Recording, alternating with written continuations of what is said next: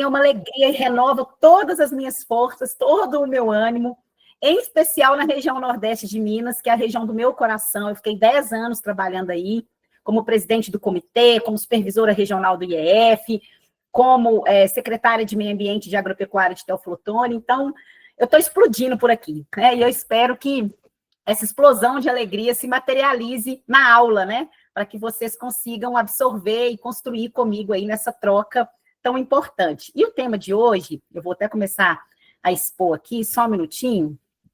Ele é um tema maravilhoso e eu acho que eu vou ficar sem ver vocês agora, tá? E aí, qualquer coisa, vocês podem abrir o microfone. Ou, Jota, se eu cair, porque eu não vejo nem se eu cair na internet. Aí você me manda um zap aqui, por favor, tá?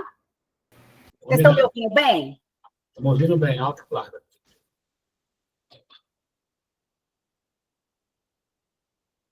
Agora seu microfone fechou.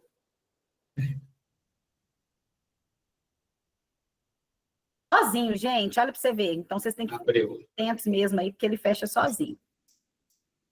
A apresentação voltou para o lugar?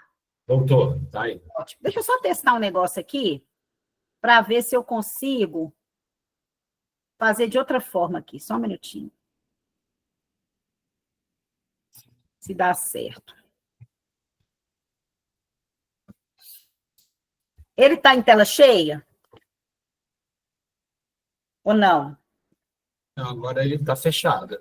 Não está aparecendo para nós, não. Tem que ser do mesmo jeito mesmo, não tem jeito. Espera aí. Deixa que a gente vai cuidando do chat aqui, né? A tela cheia, você não consegue ver o chat, mas a gente cuida aqui. A Josi e eu. Agora deu aí? Agora tela cheia. Deu certo? Deu. Então, beleza. Licença. Janaína, você queria projetar você também, para que você veja? Exatamente. É que nos 3 pontinhos, aí vai ter abrir Picture in Picture. Ai, deixa eu ver então, se eu consigo. Peraí. Ao lado da mãozinha, isso. Abrir Picture in Picture. Gente, isso. Que show! Aí eu coloco aqui. Ai, que maravilha, eu não acredito que eu aprendi a fazer isso. Obrigada. Peraí. Nossa, meu Deus, tá ótimo. Agora eu vejo vocês. Que bom, que alegria. Tá vendo como que eu falei que a gente ia aprender juntos, né? Muito bom. Então, vamos lá. O tema de hoje, gente, é um tema que eu amo, que é educação, né? E trabalhar um pouco essa questão da ética também, porque educação e ética, elas se misturam, né, nesse processo. Porque, vou falar um pouquinho do que é o conceito, e vocês vão perceber que o processo de formação, a educação, a construção de capacidades e habilidades, ela necessariamente tem que chegar na finalidade de uma mudança de comportamento, né? E comportamento é o que significa ética, no seu original grego. Então, a gente vai falar um pouquinho sobre isso. Só lembrando, né, que eu sou bióloga, eu sou especialista em gestão de projetos, eu tenho um MBA nisso, e também tenho um mestrado em tecnologia, ambiente e sociedade aí, pela Universidade Federal dos Vales do Jequitinhonha e Mucuri, né? Então, eu tenho muito orgulho de fazer parte da primeira turma do mestrado, que é a nossa universidade aí do Nordeste Mineiro, servindo a própria região, né? Coloquei meu e-mail aí para vocês, tem meu @ também do Instagram, lá eu posto muitas coisas sobre educação ambiental, sobre a parte de meio ambiente, projetos que eu faço, então quem quiser acompanhar um pouquinho também, pode ir lá pelas redes sociais também, tá? Então, vamos lá, né? Ixi, agora não está passando aqui, será que é por causa desse jeitinho aqui?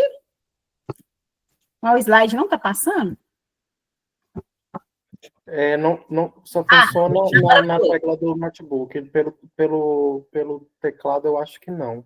Não, mas deu certo aqui, é porque o computador, eu acho que tinha dado uma travada mesmo. Então, gente, o time, né, o Jota já apresentou, não sei se tem mais alguém aí que não participou da primeira, então eu faço parte aí, vou falar um pouquinho com vocês dessas ações mais vinculadas à legislação, a parte de fauna, flora, que é a minha atuação mais específica, né, de conservação, restauração, economia solidária, economia circular, então todas essas questões voltadas mais à prática da conservação e da restauração, eu vou estar falando com vocês, mas tem a Alessandra também, que é maravilhosa, além do Jota e da Geórgia, né, que vocês já devem ter conhecido aí. Bem, então vamos lá. O que a gente tem aí com esse tema, né? Quais que são os objetivos dessa palestra? É trabalhar os conceitos de ética ambiental e educação humanitária e como esses podem contribuir para uma mudança nas relações entre o homem e os bens naturais, porque a gente sabe que todos os problemas que a gente tem aí, né, de degradação, e que vão impactar na questão hídrica, na questão climática, na crise da biodiversidade, nas crises de saúde que a gente tem origem lá nas nossas relações com a natureza. Então, como que essas relações, elas se estabelecem, né, ao longo da nossa ocupação na Terra, e como que a gente pode, de alguma forma, mudar essas relações, né? E com essa mudança de relação, como que isso pode impactar a nossa região? Então, é importante ter esse olhar regional, porque a gente tem que mudar a partir do nosso quintal, né, gente? Claro que a gente sabe que tudo que a gente faz na nossa vida tem um impacto regional, um impacto mundial, mas se a gente não começar esse olhar do nosso próprio umbigo, da nossa casa, do nosso quintal, e isso se refletir ao nosso redor, a gente não vai ter sucesso. Então, nós vamos trabalhar isso, essa questão mais filosófica, partindo para uma questão mais prática e de impacto mais local e regional, tá? Então, esse vai ser o tema da nossa discussão de hoje, tá? Então, como é que vai ser administrado esse tempo? Então, a gente vai ter um primeiro momento de conceituação, que eu vou estar trabalhando com vocês o que é ética ambiental, né, e essas questões mais filosóficas mesmo. E aí, depois, a gente vai falar um pouco sobre essa relação do homem com a natureza, que é um tempo maior que a gente vai ter. Depois, como essa relação, ela impacta o meio ambiente, como que ele modifica o ambiente. E aí, depois de olhar o impacto e como que isso prejudica, né, que na verdade são impactos negativos na maior parte deles, como que a gente pode reverter essa mudança? E aí a gente traz a educação humanitária, trabalhando essas relações de consumo e de uso dos recursos naturais, e a educação fundamental nesse processo de formação ética. E aí é que entra vocês, né, gente, para poder trabalhar aí nesse ambiente escolar com esse papel de formação de cidadãos que vão romper essa relação com a natureza danosa. Então, é aí colocando um pezinho no colo de vocês mesmo, não tem jeito, porque a educação, ela é o princípio de tudo, né? Vamos trabalhar aspectos práticos, caminhos práticos e perguntas e respostas, tá? Então, é nessa linha que nós vamos trabalhar. Bem, a palavra ética, né, que vem do grego ethos, ela significa modo de ser, caráter, costumes, hábitos, comportamentos. Então, é quando mexe lá dentro da gente, né? E dentro da gente, ela modula o nosso modo de ser, modula o nosso caráter, modula os nossos costumes e, consequentemente, a forma como a gente se comporta. Então, trabalhar a ética, trazer a ética para a vida das pessoas, é mexer dentro delas. E isso é super desafiador, né? Porque a gente aprende. E a gente aprende lá desde quando a gente nasce, né? Com as nossas primeiras relações. Então, se a gente vem de um aprendizado na nossa infância, que é quando a gente modula, né, a nossa forma de ver o mundo, se a gente modula a nossa forma de ver o mundo de uma forma onde a gente pensa que a gente pode usar as coisas, usar as pessoas para atender às nossas necessidades, consequentemente, a nossa ética vai ser pautada por esse modo de ver, entendem? Então, se eu penso assim, olha, eu vim para o mundo e o mundo tem que me servir, eu vim para o mundo e minhas necessidades têm que ser supridas. E quando a gente nasce, que a gente é bebê, é assim mesmo, né? Porque a gente é dependente da mãe, e a gente vai receber da mãe o alimento, do cuidador o alimento, o cuidador vai nos dar o carinho, vai nos dar a atenção, isso é um processo de família saudável, né? Infelizmente, nem todo mundo tem esse privilégio de ter uma família saudável, mas é assim que se funciona normalmente. E aí, quando esse bebê, então, começa a alcançar o mundo, essa criança começa a se relacionar com outras crianças, com outras coisas, é aí que a relação dela vai ser formada. Então, se lá de criancinha, né, e é muito comum isso, porque eu sei que, olhando para mim, gente, quando eu era criancinha, ninguém falava comigo assim, você tem que economizar água, minha geração, né, que muita gente que está aqui nessa sala tem a minha idade, mais ou menos, né, ou mais velho. Então, ninguém falava, você tem que cuidar da natureza, olha, não pode matar esse bichinho, olha, tem que jogar lixo na lixeira. Pelo menos para mim não tinha isso. Era como se eu tivesse aquela sensação de que eu podia tudo na natureza. E realmente, por muitos anos foi assim. Em especial, num país como o nosso, onde a gente tem uma abundância de coisas, né? Abundância de água, abundância de natureza, abundância de produtos sendo produzidos na roça. Então, esse conceito de cuidado, de economia, de eu tenho que pensar no outro, né? Isso não foi muito formado em nós. Então, a nossa ética, ela foi construída com base naquilo que a nossa infância, a nossa adolescência e o ambiente escolar foi formando. Então, considerando que a educação ambiental, ela veio depois da década de 90, né? Então, muitas pessoas que hoje tomam decisões, elas não tiveram essa formação de educação ambiental. Então, elas não tiveram o quê? Ética ambiental. Elas não tiveram um comportamento pautado pelo cuidado com a natureza. Então, qual que é a consequência disso? Olha lá o que Cruz, em 2019, escreveu. A crise ambiental que se vive atualmente é, em essência, uma crise ética, quer dizer, de valores, que está profundamente ligada ao modo como o homem se relaciona com o mundo natural. Então, o problema que a gente tem de degradação, né, de falta, de escassez, de crise climática, ela é fruto da forma como nós fomos nos relacionando com a natureza. E isso foi pautado pela forma como os nossos valores, o nosso caráter, o nosso comportamento foi moldado. Entenderam? Então, se ética é comportamento, e a gente não teve uma formação comportamental de cuidado, qual que é a consequência? A crise ambiental. Então, essa relação, ela está posta para nós, para a nossa sociedade. E aí, o que aconteceu? Né? A ética ambiental, ela vem nessa linha de tentar ajustar isso. Então, como que nós, e aí esse autor diz isso, que a ética ambiental é aquela que vem dessa necessidade de reexaminarmos nossos valores e princípios em relação aos problemas ambientais. E a necessidade de compreendermos as razões que definem a relação do homem com a natureza. E aí, gente, não pode ser só uma questão individual. Porque por mais que eu estou aí há 20 anos lutando pela causa ambiental, tenho um entendimento disso, estou lá fazendo várias coisas, criando políticas públicas, criando leis, criando projetos, que se ele não for incorporado pelas pessoas que vivem nos locais e que trabalham no coletivo, não vai adiantar.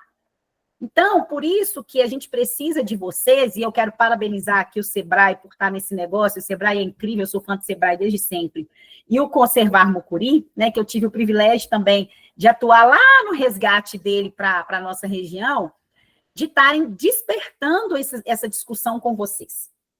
Porque se a gente não levar isso para o ambiente da educação formal, trabalhando com eles essa mudança relacional, a gente não vai conseguir ter mudança comportamental. E sem mudança comportamental, a gente não vai conseguir ter mudança de realidade. Eu sou fã, né, uma das maiores fãs, uma das pessoas que eu mais admiro na vida, que é o Padre Honório, não sei se vocês conhecem, ele fala que só se muda a realidade se transformar a mentalidade. Essa é a filosofia dele máxima. E ele tem um programa aí na nossa região que chama Semeando Desenvolvimento, que a base do programa é a formação. Por quê? Porque é na formação que a gente vai mudar a mentalidade. E é só mudando a mentalidade que a gente traz o princípio ético e, consequentemente, a mudança comportamental. Tá? Então, nesse primeiro momento, o que eu quero que vocês guardem? Né? Que ética quer dizer comportamento, modo de ser e de agir.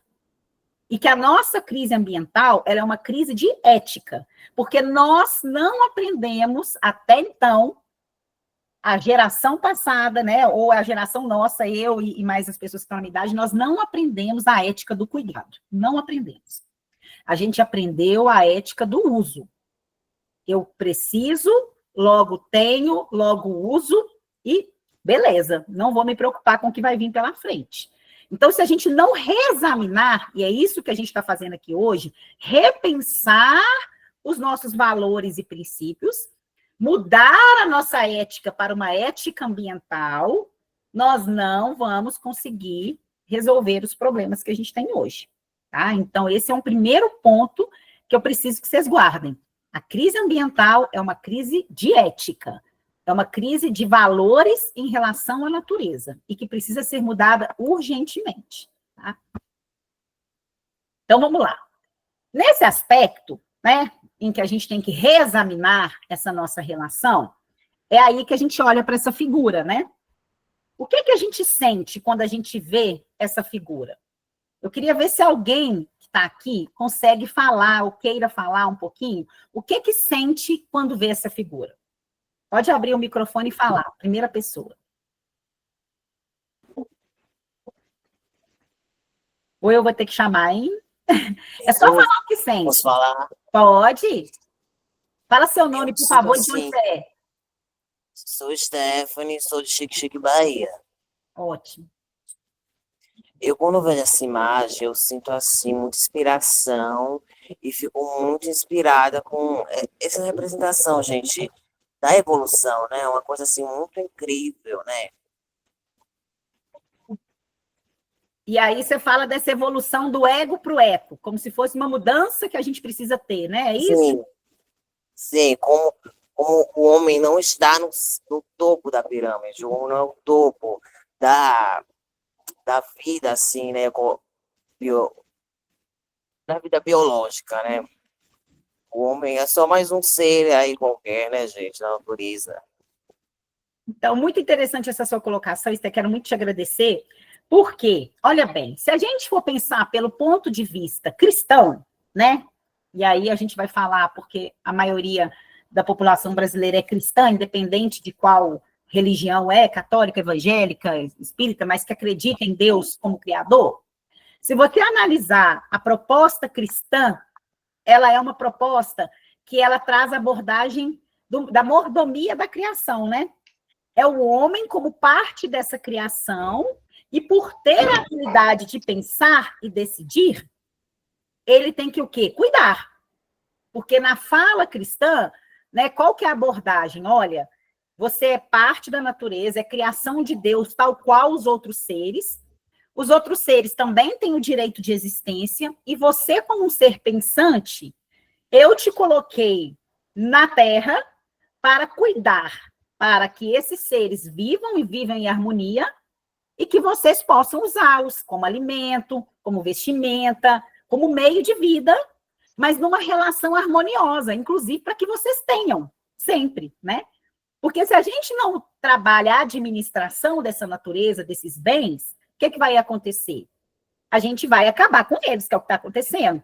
Porque alguns desses seres que estão postos aí, eles estão se extinguindo. Eles estão deixando de existir. E se eles deixam de existir, é porque a gente está administrando mal. Se a gente olhar pela lógica evolucionista, né, ou de outras religiões que não professam a fé cristã, também todas elas trazem o conceito do homem como parte. Mãe terra, não é assim? Então, de qualquer maneira, essa primeira figura, que é a figura do ego, que infelizmente é a que prevalece, né? O homem como centro, o homem como o topo da cadeia, o homem usando os outros seres ao seu bel prazer, da forma que ele quiser, sem pensar nas consequências, é uma forma de relacionar insustentável. E ela já se provou insustentável. Por que ela já se provou insustentável? Que é só a gente lembrar, eu estava brincando esses dias, gente, que parece que a gente só sonhou com a pandemia, né? Parece que foi só um pesadelo, que a gente parece que esqueceu que a gente viveu na pandemia. Porque a pandemia, gente, a nação, a espécie humana, ela foi ameaçada por um vírus, um ser microscópico, que a ciência traz que veio de uma péssima relação do homem com os animais, quando essa doença surgiu na China, né? Claro que existem várias teorias, mas a teoria mais aceita é que o vírus surgiu da China, lá dentro de um mercado de animais silvestres. Então, ou seja, parece que a gente viveu só um pesadelo, mas, de fato, nós fomos ameaçados pela nossa forma errada de agir com a natureza, de lidar com a natureza. Vamos lembrar uma outra doença recente, que foi a febre amarela? A mesma coisa. Então, grande parte das zoonoses, das doenças que a gente vivencia hoje tem relação com o mau uso da natureza. A falta de saneamento, com as doenças que vêm junto da falta de saneamento. Então, já se provou que essa relação egóica, né, que é essa primeira figura, onde o homem é o centro, o homem pode usar e abusar da natureza, e ele não vai dar nada para ele, ela não se sustenta de jeito nenhum. Por outro lado, a gente tem uma nova forma, que foi o que a Stephanie trouxe, uma forma inspiradora, uma forma onde nós, e eu achei muito legal ela ter trazido isso, porque ela poderia ter visto o copo meio vazio, né, gente? Ela poderia ter focado assim, o que eu vejo é que a gente está destruindo tudo, acabando com tudo, que é fato. Mas olha o que ela trouxe. Ela viu o copo meio cheio. Ela falou, eu vejo uma forma inspiradora de transição. Então, ela já olhou para aquilo que a gente pode ser e fazer, que é aprender a nos relacionar com a natureza, como parte dela, né? E nesse aspecto, como seres pensantes, nós temos a obrigação de cuidar, né? Tem uma outra frase também, que eu até postei esses dias nas redes sociais, que ela fala assim, que, como é que a gente chama de espécie evoluída, de espécie inteligente, aquela que destrói a própria casa? Não é? É isso que a gente está fazendo, não é? A gente está destruindo o nosso próprio meio de vida. Então... Ô, Janaína, eu posso falar uma coisa aqui? Claro. Você falou, né, que quando surgiu o vírus, a humanidade correu muito risco, né? E isso me lembrou uma coisa que eu vi a menina falando, que ela falou que a Terra tem milhões de anos, então se você acabar com a Terra, ela vai, como é que eu posso dizer, melhorar com o tempo. Já não, a gente entra em extinção. A gente não vai conseguir sobreviver, porque a gente tá acabando com a nossa própria espécie. Qual que é seu nome? Verdade. Luísa, exatamente isso. Porque o que acontece? A natureza, o meio natural, ela tem uma tendência sempre ao equilíbrio, né? A natureza sempre ela tende ao equilíbrio. Por mais que ela sofra perturbações, né? Isso ecologicamente já é provado, ela sofra perturbações, o que ela faz? Ela se reorganiza e volta para o equilíbrio. Nesse processo de reorganização, o que acontece com os seres que vivem lá? Alguns vão se fortalecer e permanecer, e alguns não vão se permanecer por causa dessa nova condição.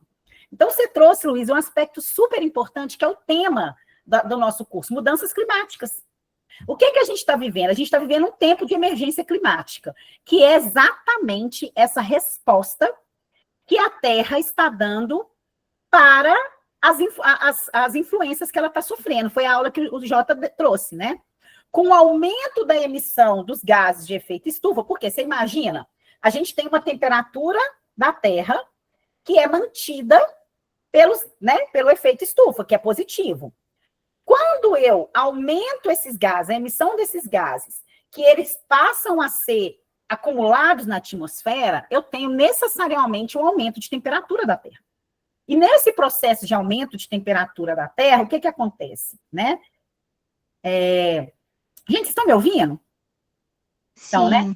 Tá, é porque eu achei que tinha parado. Nesse processo de aumento de temperatura da Terra, o que está acontecendo? O que a gente está vendo que são os eventos extremos, os eventos climáticos extremos. Esses eventos climáticos extremos, o que vai acontecer? Todo mundo vai conseguir lidar com eles? Não. Quem é que vai sofrer primeiro com os eventos extremos? Falem para mim. Os mais pobres. Os mais pobres, os que moram nos morros, os que moram na beira de água, não é assim? Os que não têm infraestrutura para enfrentar um calor excessivo, que vão adoecer. Mendigos. Não é? Por isso que a gente batalha tanto por justiça climática, porque quem mais contribui com a mudança climática é quem menos sofre com ela. Então, se a gente, de fato, e eu quero agradecer, Luísa, por esse posicionamento, se o ser humano, de fato, não conseguir mudar a relação dele nessa transição que Stephanie trouxe, Jota colocou muito bem no chat aí, né? Essa visão empreendedora que ela já pegou da primeira aula, que é o alvo da nossa formação aqui, e não mudar essa relação, quem vai sucumbir é a espécie humana, né? Porque ela não consegue sobreviver numa condição de altas temperaturas, de chuvas intensas, de falta de água, de falta de condições de produção de alimento, porque tudo isso está sendo alterado nesse processo de interferência na natureza. Então, Nesse ponto 2, é isso que eu queria que vocês guardassem aí da minha fala. Essa relação egóica, egocêntrica, centralizadora, soberba e arrogante do ser humano sobre os outros seres e sobre os recursos naturais, ela vai gerar em nós uma incapacidade de sobrevivência na Terra. Por outro lado, se a gente muda essa relação, e eu vou falar esses caminhos aí para vocês, e a gente consegue entender que nós somos parte, e que nós, por sermos seres pensantes, temos a obrigação de cuidado, então a gente há uma chance para nós, né? Para a gente poder continuar vivendo aqui nesse planeta. E aí eu trago para vocês uma diferença de olhar, né, do Ailton Krenak, que tem 3 livros maravilhosos. Então, se vocês quiserem dicas de livros aí, procurem os livros do Ailton Krenak, que ele faz essa discussão muito grande, e ele fala que o futuro é ancestral. Por que o futuro é ancestral?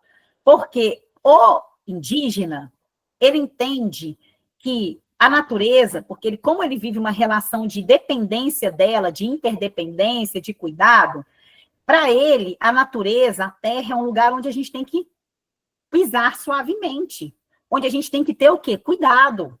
Porque existe... Que a gente tem que respeitar também, né? Oi? Que a gente tem que respeitar também. De respeito, de cuidado, de zelo. Por quê? Porque eu preciso dele. Então, para o indígena, que está lá vivendo uma relação direta, por quê? Olha para vocês verem a diferença. O homem branco, né? Para ele, a natureza é um recurso para a sua sobrevivência. E que a natureza está lá igual no supermercado, um almoxarifado.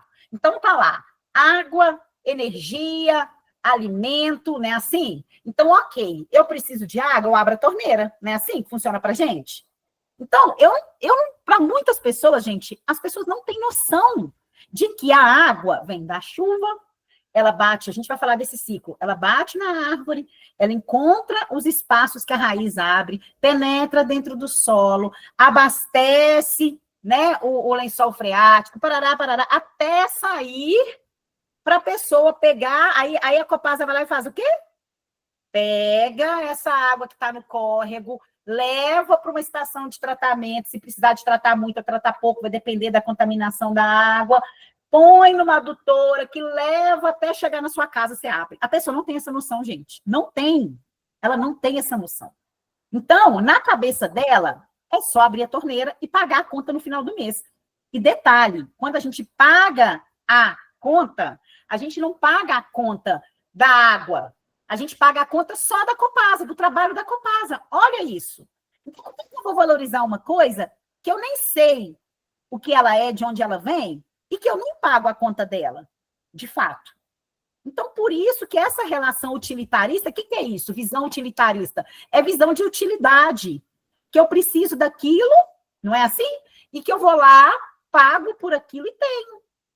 Então, para o homem branco, na visão do Krenak, mas para a maioria das pessoas que vivem no planeta Terra, gente, essa é a visão de que eu pago, logo tenho. E é meu direito ter. Entenderam como é que funciona? Então, se a gente continuar tendo essa visão, vai dar muito ruim. Vai dar muito ruim. A gente precisa mudar essa relação. E aí o povo indígena, eles trazem essa outra forma de vir. O povo equatoriano, gente, eles criaram uma lei, né, uma forma de viver que chama bem viver. E o que é o bem viver? O bem viver é a gente, de forma bem simplista, tá, gente? Porque tem toda uma teoria por trás do bem viver.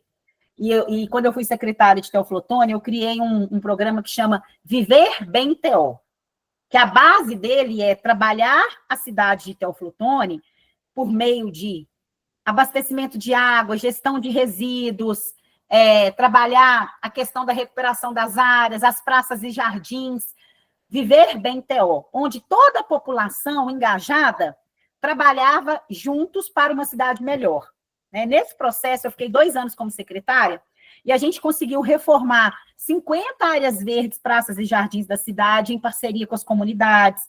A gente desenterrou um córrego na área urbana e permitiu que as crianças de uma área bem vulnerável socialmente pudessem banhar nesse córrego de novo. Trabalhamos a retirada de esgoto dos córregos. Então, várias coisas a gente foi trabalhando nessa lógica do bem viver. Que é o quê? É nós nos relacionando bem com a natureza, nos relacionando bem com as pessoas, vivendo de uma forma melhor. Então, assim, é possível a gente chegar nesse ponto, mas vocês entendem que para chegar nesse ponto do bem viver, a gente tem que trabalhar lá no processo da ética, lá no processo interno das pessoas. Esse é o maior desafio. Por isso que a educação, ela é o caminho para a transformação.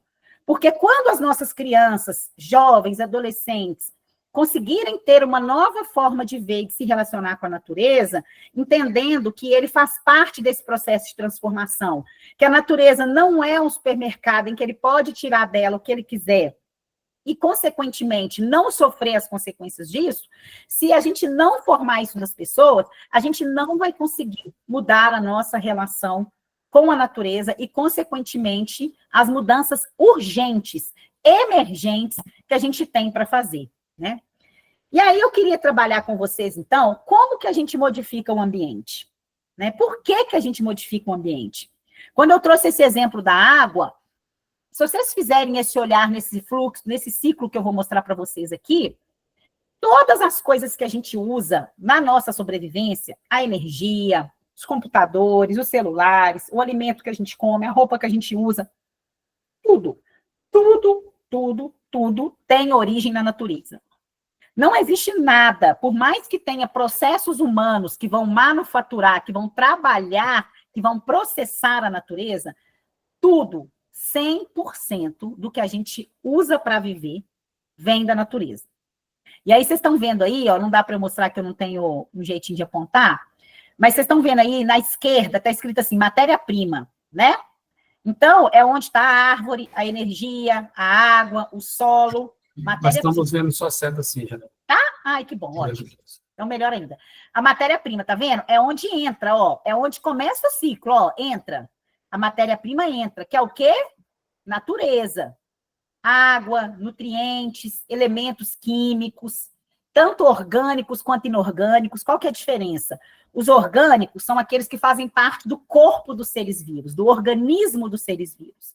E os inorgânicos são aqueles que estão na natureza. Estão ali na água, no solo, são os nutrientes, são os átomos, né? São os elementos químicos, os elementos físicos. Esses são os inorgânicos. Então, esses materiais, né? Esses elementos, materiais não, porque material já é... Os materiais, né, a matéria-prima, os elementos, né, os elementos naturais, não é recursos naturais, os elementos naturais, eles entram nesse ciclo de produção. Então, o ser humano, o que ele faz? Ele pega esses elementos naturais, né, e processa esses elementos naturais. Então, a gente tem um processamento que é feito ali na zona rural, né, quando eu pego o ovo de uma galinha, onde eu processo a mandioca e faço a farinha, misturo, né? Não vou ficar com fome não, viu, gente? Mistura a farinha com ovo, né? Leva lá no fogão a lenha, onde você pegou a madeira seca e colocou no fogão a lenha, processa um leite, faz um queijo, aí faz um pão de queijo, ai que delícia. Ou um biscoito, né, de goma, que é muito típico aí da região de vocês, que eu amo. Então, eu estou pegando os elementos da natureza, eu estou processando esses elementos e estou utilizando esses elementos. Então, eu posso usar eles in natura, quando eu uso eles direto da natureza, quando eu pego um fruto e me alimento, ou quando eu processo ali na minha casa, na minha fazenda, na minha roça. Ou então, quando eu pego esses elementos, o produtor e o trabalhador rural, comercializa esses elementos in natura e ele vai para uma agroindústria, né? Vocês vão ver sobre isso. Que o ideal é a gente ter agroindústrias locais, mais próximas, porque quanto mais próximo, gente, isso é muito importante vocês guardarem, eu acho que vai ter uma aula sobre isso, mas é muito importante vocês guardarem. Quanto mais próximo esse elemento natural ele é processado da fonte, menos energia ele gasta e menos impacto ambiental ele gera, tá? Quanto mais longe tem que ir esse elemento, vamos supor, eu colhi uma batata, essa batata vai para a mão do Ceasa, que vai para a mão de um outro atravessador, que vai lá para a fábrica da Elma Chips, que vai ser processada lá na fábrica da Elma Chips, que vai virar uma batata Ruffles, estou fazendo propaganda aqui, acho que não pode não, né, gente? Que vai virar uma batata de saquinho, que vai parar no supermercado, que eu vou gastar meu carro para ir no supermercado para comprar uma batata. Vocês pararam para imaginar o tamanho do caminho que essa batata percorreu saindo da roça, que pode ser o seu vizinho? Vocês já imaginaram? O seu vizinho do seu lado vendeu uma batata que rodou meio mundo para chegar na sua casa na forma de saquinho de batata Ruffles. É isso que acontece com os elementos. E quanto mais esse elemento passeia, então, olha lá, processamento da matéria-prima. Então, ele pega essa batata e processa, converte em produtos, ensaca esses produtos, ou seja, gasta papel, gasta plástico, né? Aí coloca esse material dentro de uma embalagem, que gastou também muita água, muitos produtos. Aí daí vem para a fábrica para produzir aquele produto que vai ser distribuído para chegar no supermercado para você consumir. Aí, se você consome aquilo e dá para você reutilizar, ele volta. Se der para você reciclar, ele volta de novo para o ciclo de produção. Mas se você não consegue reutilizar e nem reciclar, ou ele vai para o lixão, né? Que infelizmente a nossa região, essa é a realidade. Ou ele vai, por enquanto, né? Que o Conservar Mucuri está trabalhando para mudar essa realidade, eu sei. Ou ele vai para um aterro, ou ele vai ser incinerado, ou se ele puder, virar compostagem.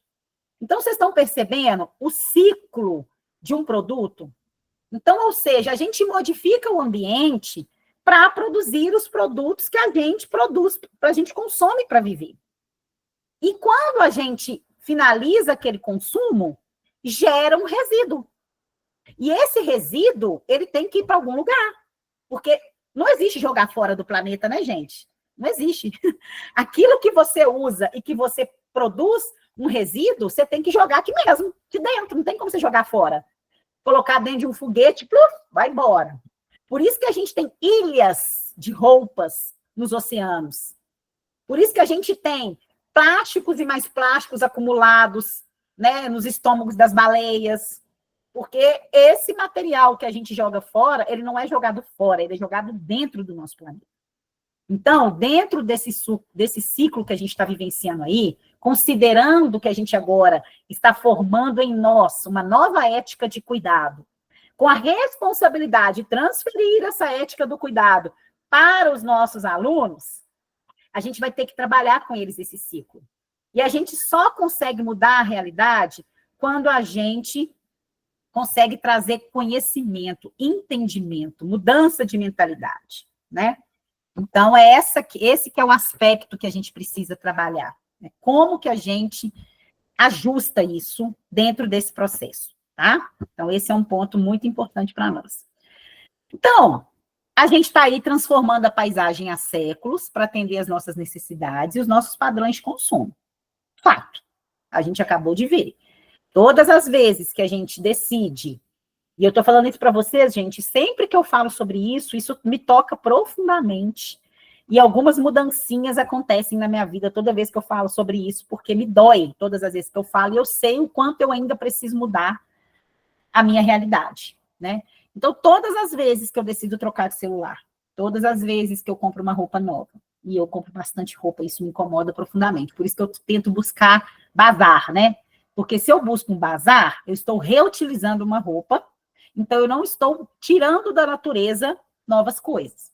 Então, imaginem se todas as vezes que a gente decidisse por consumir alguma coisa, a gente olhasse para aquela coisa e imaginasse quantos litros de água foram consumidos para produzir aquela coisa. Quantos animais morreram para produzir aquelas coisas. Quantos campos de futebol se transformaram em soja ou qualquer outra coisa que era floresta, que virou soja para produzir aquilo que eu estou comendo. Ou aquela roupa que eu estou vestindo. Não seria diferente se a gente tivesse esse senso de onde vêm as coisas e do que esse meu consumo gera de impacto? Então, é isso que a gente precisa despertar, né? É claro que, gente, a gente sabe, e é muito importante falar disso, porque a responsabilidade das mudanças climáticas, dos impactos ambientais, elas são muito dos grandes, né? Das grandes empresas, dos bilionários desse planeta que estão aí. Mas você sabe o que sustenta esses grandes empreendimentos e esses bilionários que hoje pensam só no lucro a todo custo? Quem que sustenta eles? Quem pode me falar? Quem sustenta esses grandes empreendimentos e os grandes bilionários que estão aí? Oi? O consumidor, é claro, nós. Ai, perfeito. Somos nós. Então, não dá para colocar a culpa só neles, né? Porque eles estão vivendo uma lógica de mercado. A ética que pauta o grande empresário, dos grandes empreendimentos, consumidores de natureza, é o consumo. Então, por isso que vocês entendem que a gente tem que começar lá na ética, porque a ética do cuidado, ela gera uma mudança na ética do consumo. E a mudança na ética do consumo gera uma mudança no mercado. O mercado, ele corresponde às nossas mudanças comportamentais. Esse é um ponto. Se até aqui, de tudo que eu falei, vocês puderem guardar isso, olha, o mercado responde às nossas mudanças comportamentais, que é gerado pela nossa mudança de pensamento, de ética. Por isso que a primeira aula, o módulo 1, é ética e educação humanitária. Para a gente repensar a nossa relação com a natureza, para a gente repensar a nossa relação de consumo. Então, esse é o ponto, né? Então, a gente transforma há muitos anos a natureza, a gente usa a natureza há muitos anos de forma descuidada, isso gerou muitos impactos, nós estamos sentindo os impactos dessas mudanças, dessas ações, através das mudanças climáticas, e agora é hora da gente mudar o comportamento. Então, como que a gente modifica o ambiente, né? Então, vou trazer algumas formas de modificação, só para a gente poder discutir, tá? Mas tem muito mais que essas. Mas essas são algumas básicas, né? Então, a questão energética, e aí eu trouxe barramento, né, como questão energética, e aí por isso a importância da gente mudar as nossas fontes de energia, mas vai ter uma aula só voltada para a questão da energia, né? Mas os barramentos, o que a gente faz? A gente gera esses barramentos, tanto para a questão energética, né, para a gente, através das hidrelétricas, pegar a energia da água, da queda da água. Então, a gente pega essa energia e transforma ela em energia elétrica, ou a gente faz os barramentos também para usar para irrigação, para produzir mais, né? Então, esses barramentos, o que eles fazem? Eles geram uma mudança da vida daqueles seres vivos que estavam ali. Porque muitos seres vivos que vivem num ambiente de corredeira, num córrego que flui, num rio que caminha, né? Entre aspas, muitos seres vivos, eles não conseguem viver mais naquele ambiente em que se altera para um barramento, para um lago. Então, a gente altera a dinâmica de vida daqueles seres que estão ali, a gente altera, por exemplo, a reprodução dos peixes, a gente altera o ciclo hidrológico, porque a gente expõe uma lâmina d'água maior para evaporação, a gente altera quando a gente está tirando a água dali e vai para a irrigação, e essa água, então, não volta no mesmo processo cíclico. Então, as barragens, elas geram alterações, né? Elas são importantes para a nossa vida, para o nosso uso, mas elas geram mudanças. Por isso que há uma busca de outras fontes de energia, por exemplo, né? Como é o caso da energia eólica, da energia solar, que também tem seus impactos, tá, gente? A gente está vendo aí muitas regiões de áreas naturais que estão sendo desmatadas e degradadas para se colocar aquelas placas solares imensas. Então, também tem que se pensar, né? Talvez não. O ajuste também passa para o quanto de energia que a gente usa. A gente sabe que existem equipamentos que utilizam menos energia, né? Existem situações onde a gente pode priorizar uma bicicleta do que um carro, por exemplo. Então, são várias coisas que a gente tem que pensar de comportamentos para a gente reduzir o uso energético mesmo, né, da gente, para várias atividades que a gente tem, tá? Outra forma também de modificação ambiental é a agropecuária, a produção de alimentos, né? E a gente sabe que para se produzir alimentos, automaticamente a gente tem que alterar o uso do solo, né, gente? Então, se eu tinha ali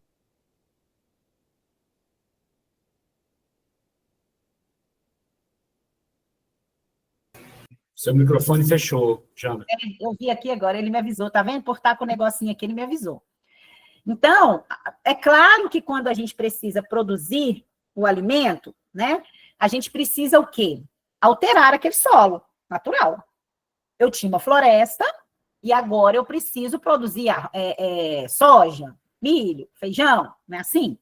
Foi assim que foram se ocupando os territórios, né? A gente tem aí no Brasil os ciclos, né? O ciclo da cana, o ciclo do café, a pecuária. Então, é natural que isso aconteça. Mas o que acontece? Qual que é o ponto? É que existem áreas que, se elas forem desmatadas e degradadas, elas vão gerar muito impacto. Por isso que a nossa legislação, e a gente vai ter a próxima aula, se eu não me engano, é sobre legislação, que protege algumas áreas para elas não serem degradadas, porque elas têm uma finalidade de proteção de solo, proteção de água, muito importante. Hoje, o que aconteceu com essas áreas, muitas que foram degradadas aí há 100, 200, 300 anos? Elas foram tão mal utilizadas por falta de boas técnicas, que elas foram degradadas, formando erosões. E aí, o que acontece? Se ela fica degradada a um ponto que não dá mais para eu produzir com ela gastando pouco, o que a maioria faz? Abandona. E faz o quê? Deixa eu desmatar mais uma área aqui para eu começar a produzir nela de novo. Então, esse ciclo nunca fecha a conta. Por isso que hoje o Brasil, ele tem uma política, que está sendo muito difícil de ser implantada pelo desafio que tem, de reduzir o desmatamento, entendendo que já existem áreas abertas o suficiente, já existe tecnologia adequada para a gente pegar essas áreas que estão abertas e produzir nelas. Então, por isso que, ok, a gente tem que continuar modificando o ambiente, com certeza. Nós vamos voltar lá atrás, ficar sem luz, sem energia, sem computador? Não, pelo contrário, né, gente? A inteligência artificial está vindo aí quente, nos tornando cada vez mais dependentes dela. Eu estou lutando e vou resistir ao máximo que eu conseguir, né? Mas a maioria das pessoas, por todos os lados, já tem inteligência artificial, né? Não tem como. Então, assim, a demanda de energia ela vai crescer, a demanda de alimento com o aumento da população vai crescer, mas como que a gente modifica?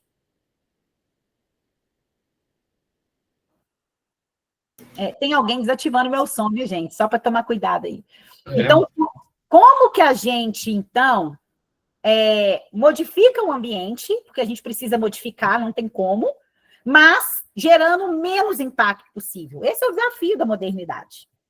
Né? A gente tem que modificar, a gente tem que usar, mas a gente tem que usar da melhor forma que a gente puder, né? Então, a agropecuária, hoje, já existem muitas técnicas para isso. A gente vai falar sobre isso. São sistemas agroflorestais, a agroecologia, a agricultura de baixo carbono, a agricultura regenerativa. Cada dia surge um novo nome.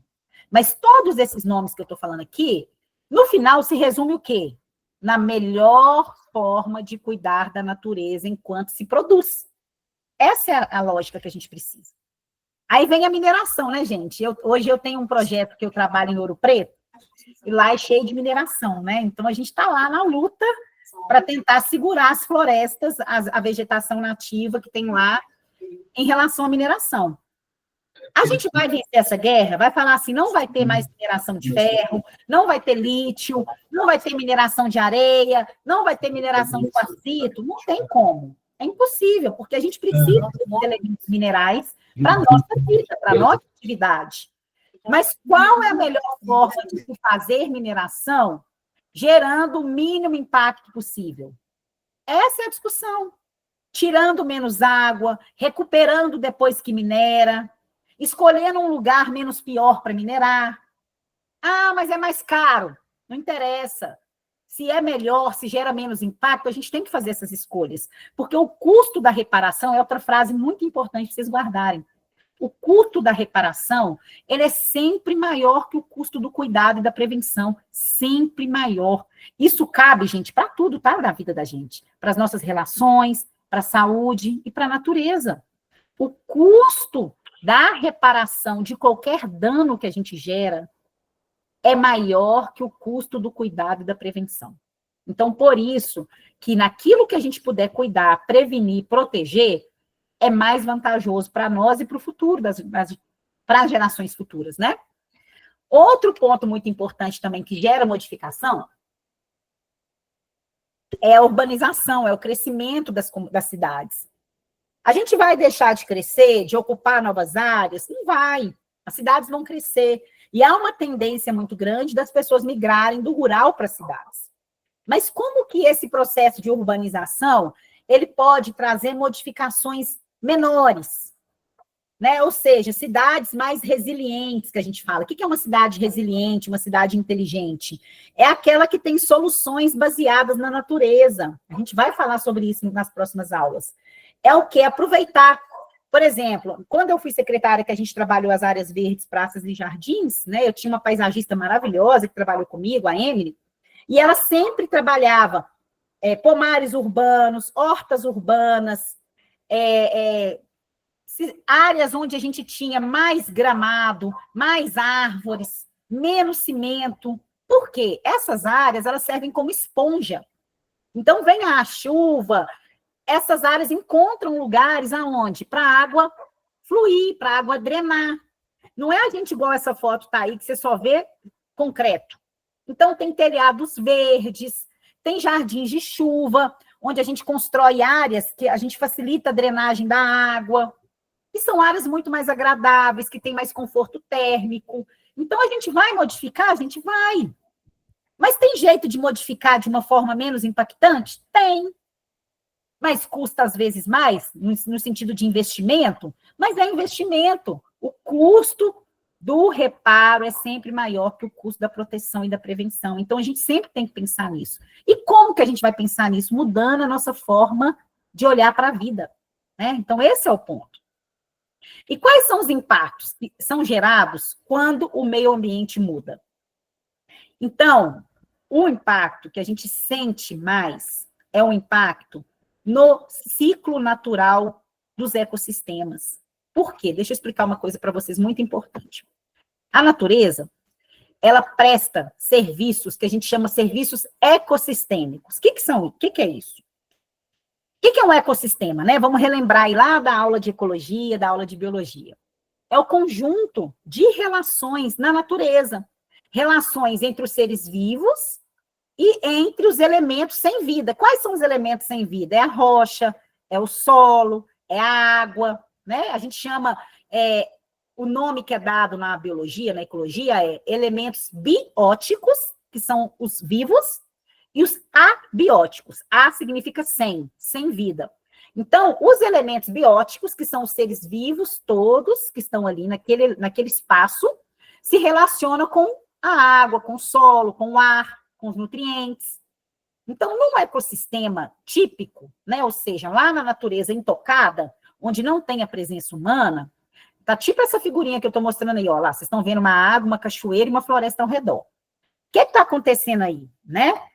A gente está vendo aí uma relação só de natureza.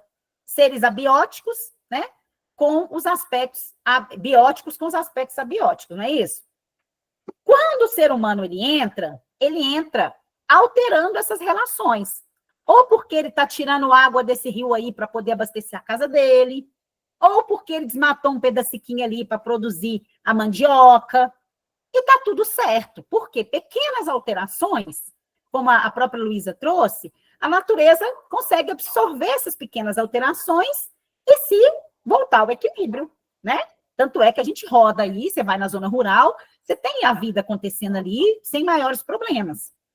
Agora, quando essas alterações elas são tão drásticas, a natureza perde a capacidade de prestar serviços. O que são serviços? Coisas boas que a natureza produz e que a gente usa. Então, por exemplo, se eu pego essa água aí e jogo nela esgoto de uma cidade, isso super acontece no Brasil, né, inclusive, o que acontece? Aquela água que estava limpa, ela não consegue mais o quê? Suprir a necessidade das pessoas que estavam ali utilizando aquela água. Ou seja, o serviço ecossistêmico de água limpa que a natureza prestava, ela não presta mais. Se a gente tinha ali um sistema florestal ali, que fazia o quê? Que regulava as chamadas pragas, né? Insetos, por exemplo. Aí eu altero essa vegetação e os insetos param de ter a sua fonte de vida ali naquela floresta. Eles vão para onde, gente? Eles vão atrás de nós, das casas. Os pequenos animais vão saindo, vão migrando, vão ocupando as cidades, trazendo dificuldades. Então, se eu tinha ali uma floresta que absorvia água de chuva, que entrava no solo e abastecia as nascentes, eu não tenho mais essa floresta prestando esse serviço. A água bate, não tem para onde infiltrar, desce na forma de enxurrada e a nascente seca. Eu parei de ter água para abastecer minha casa. Então, todas as vezes que eu altero um ambiente de uma forma muito impactante, gerando muita degradação, eu vou gerar mudanças nesse ecossistema e, consequentemente, ele não vai conseguir mais prestar os serviços, me dar as coisas boas que ele prestava antes. Então, quem é que perde com essa brincadeira, gente? Fala para mim. É um tiro no pé de quem? Tem alguém querendo falar? Pode falar.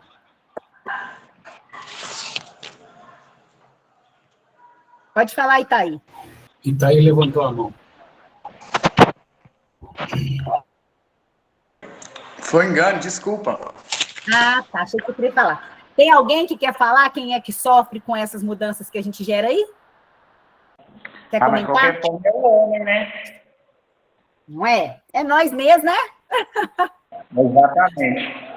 Não é? Então, quando a gente olha também uma outra mudança muito crítica que gera, gente, é a extinção das espécies. Ah, mas é só um bichinho, mas é só uma plantinha, mas é só uma ararinha, né? Às vezes a gente pode pensar assim. Só que você já imaginou que essa bichinha que sumiu, essa plantinha que sumiu, pode ser que nela esteja a cura de doenças, gente? Já pensou?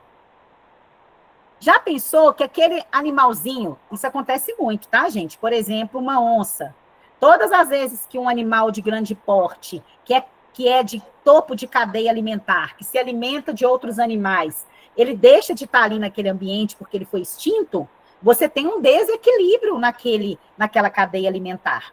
E a gente vai sofrer com isso, né? Então, a extinção de espécies é um problema muito sério. Primeiro, se a gente olhar pelo simples fato de que todo ser vivo tem direito de existir, assim como nós.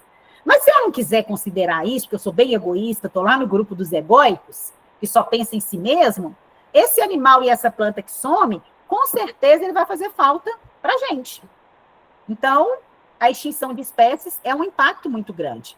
E aí a gente pode lembrar do impacto na saúde, porque a desregulação dos recursos naturais, o desequilíbrio dos recursos naturais, a contaminação da água, os animais que ficam desequilibrados, tudo isso vai impactar a nossa saúde e a nossa qualidade de vida. O clima, né? Como que a gente está sendo impactado pelas mudanças climáticas, com os calores, com as ondas de calor, com as chuvas intensas que as pessoas perdem vidas. Então, tudo isso são impactos que a gente está vivenciando cada vez mais. E aí eu vou trazer para vocês um exemplo típico, né? Porque eu sei que a maioria das pessoas que estão aqui são de cidades pequenas, da região nordeste de Minas, e que são muito rurais, né? Ou seja, tem uma dependência do rural muito grande. Quando a gente usa mal o solo, né? Lá na zona rural, vamos dar o exemplo do rural, tá? Eu tinha uma área que era totalmente de vegetação. Essa área, então, ela vai lá, a pessoa comprou uma propriedade lá numa região, uma propriedade bem grande, lá na cabeceira, ou então tinha várias comunidades pequenininhas, o pessoal foi desmatando. A primeira coisa que acontece quando você usa mal o solo, altera e degrada aquele lugar, a primeira coisa que acontece é a perda da biodiversidade. Tá? E o que é isso? O que é biodiversidade? É a diversidade da vida. É a variedade de plantas, de animais, de micro-organismos, de seres vivos que vivem ali. Então, cada lugar, a gente vai estudar sobre isso também numa aula, tem o seu bioma. Né? O que é o bioma? É o conjunto de aspectos da vegetação, dos animais, do clima, do relevo, que são característicos de uma região. Então, todos vocês que são atendidos pelo Conservar Mucuri, que estão no projeto, estão dentro do bioma Mata Atlântica, que é essa floresta rica, né? A floresta mais rica de tipos diferentes de plantas do mundo é a Mata Atlântica brasileira.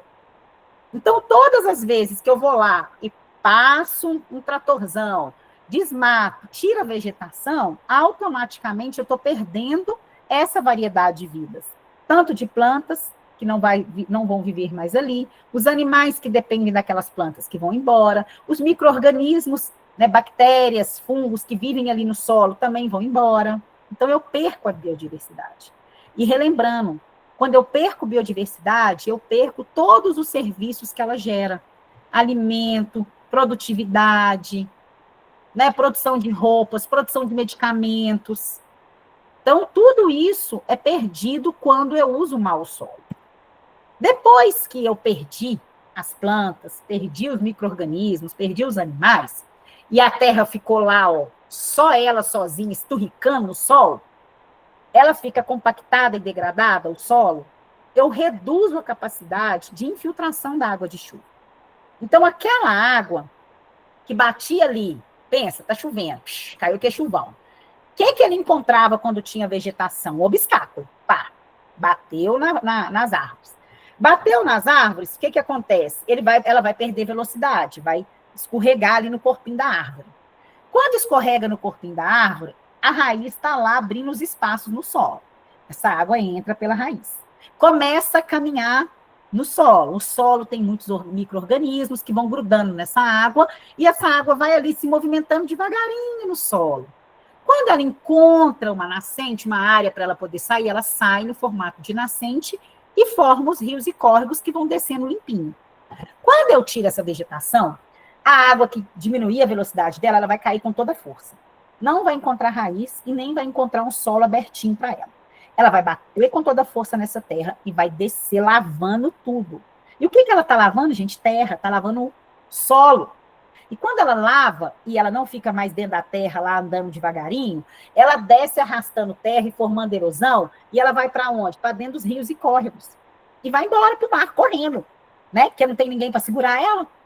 Então, além dela não ficar na roça, não ficar ali naquele lugar, naquele ambiente, ela vai embora levando terra, enterra tudo que está para baixo. Quem nunca foi na roça, chegou lá, um rio que tinha cansado de nadar, chega lá, o córrego está seco. A nascente que sempre jorrou água, não jorra mais. Quem nunca vocês estão aqui? Todo mundo, eu tenho certeza, que já teve essa experiência triste, que para mim é uma das experiências mais tristes da vida, eu até postei um vídeo desse lá no meu Instagram, é chegar num lugar e andar dentro de um córrego sem um pingo de água. Por quê? Porque eu usei mal o solo, o solo perdeu a capacidade de segurar a água, perdeu a capacidade de formar nascentes e perdeu a capacidade de formar córregos. E nós vamos viver de quê, gente? Nós somos mais água do que qualquer outra coisa, porque mais de 60% do nosso corpo é água e a gente está enterrando água. Se você está enterrando água, você é água, você está enterrando você mesmo. Já fizeram essa relação? É isso, a gente está se enterrando nesse processo, né? Então, beleza. O que é o aumento do escoamento superficial? É essa enxurrada que sai descendo. Quem vai em Teoflotone ali, que passa no Rio Todos os Santos, depois de uma chuva, vê ele lá descendo terra e mais terra, vermelhinho embora. Quando não dá enchente, né, gente? Isso com certeza também já deve ter acontecido nas cidades de vocês, que são cortadas por rios e córregos.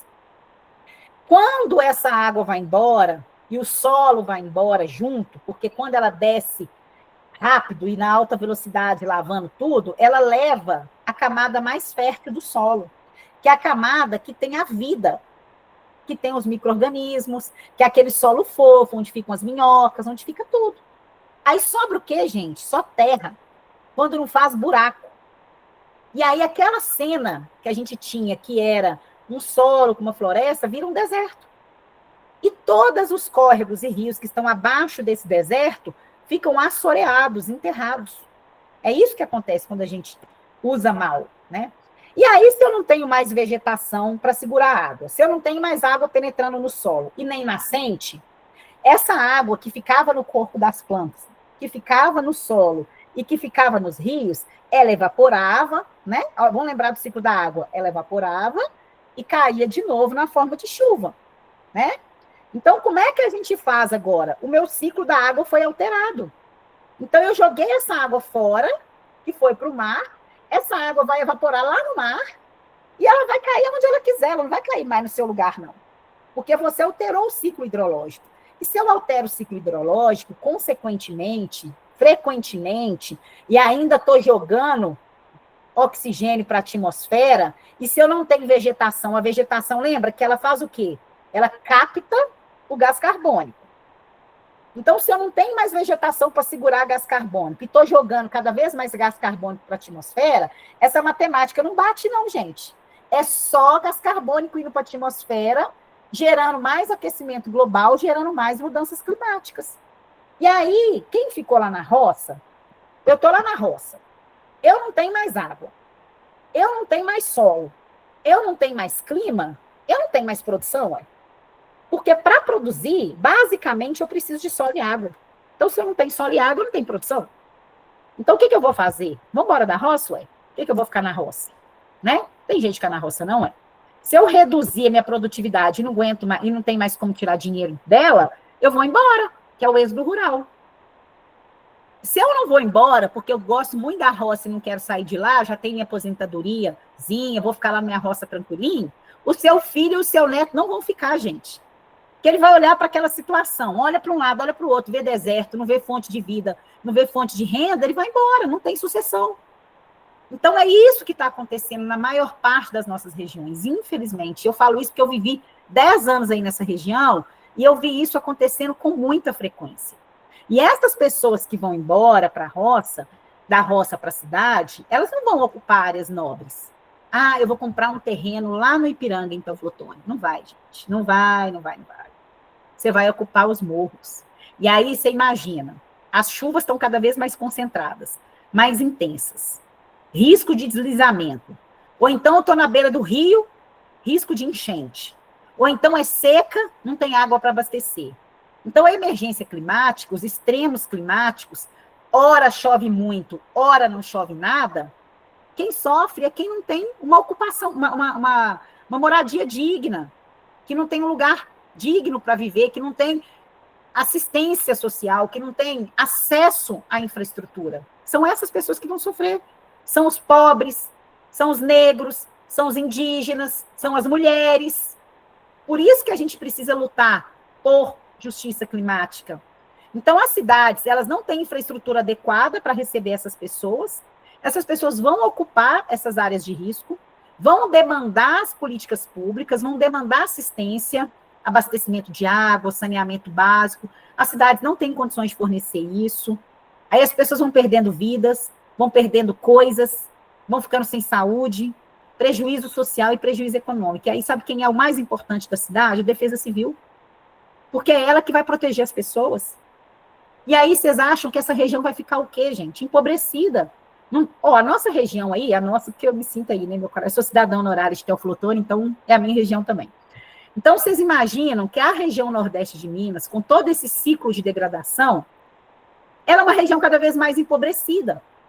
Então, tudo isso que eu falei com vocês está sendo interpretado nessa figura de cima.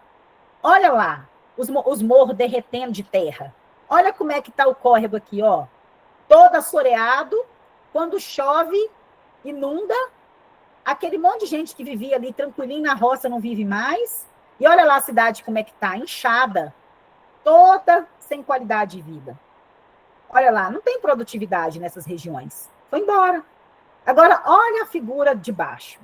Se a gente trabalhasse as atividades produtivas mais sustentáveis, ó, floresta onde tem que ter floresta, produção onde tem que ter produção, a casinha bem, né, as casinhas nos lugares certos, sistemas, a gente vai falar de várias práticas produtivas, né, acho que é o Jota que vai dar essa aula, ele vai falar para vocês, integração lavoura, pecuária, floresta, sistemas agroflorestais, recuperação de nascentes, de matas ciliares, práticas que a gente chama de conservacionistas de solo e água. Olha a diferença do rio, o tamanho, a largura dele aqui embaixo, a largura dele lá em cima. A diferença de cor aqui embaixo para cima. Olha a cidade lá no fundo e a outra cidade. Essa é a diferença, gente, de um mau uso, de um bom uso. Tá? Essa é a diferença. Então, a gente pode mudar essa relação? Tem jeito da gente fazer diferente? Né? Esse é o ponto.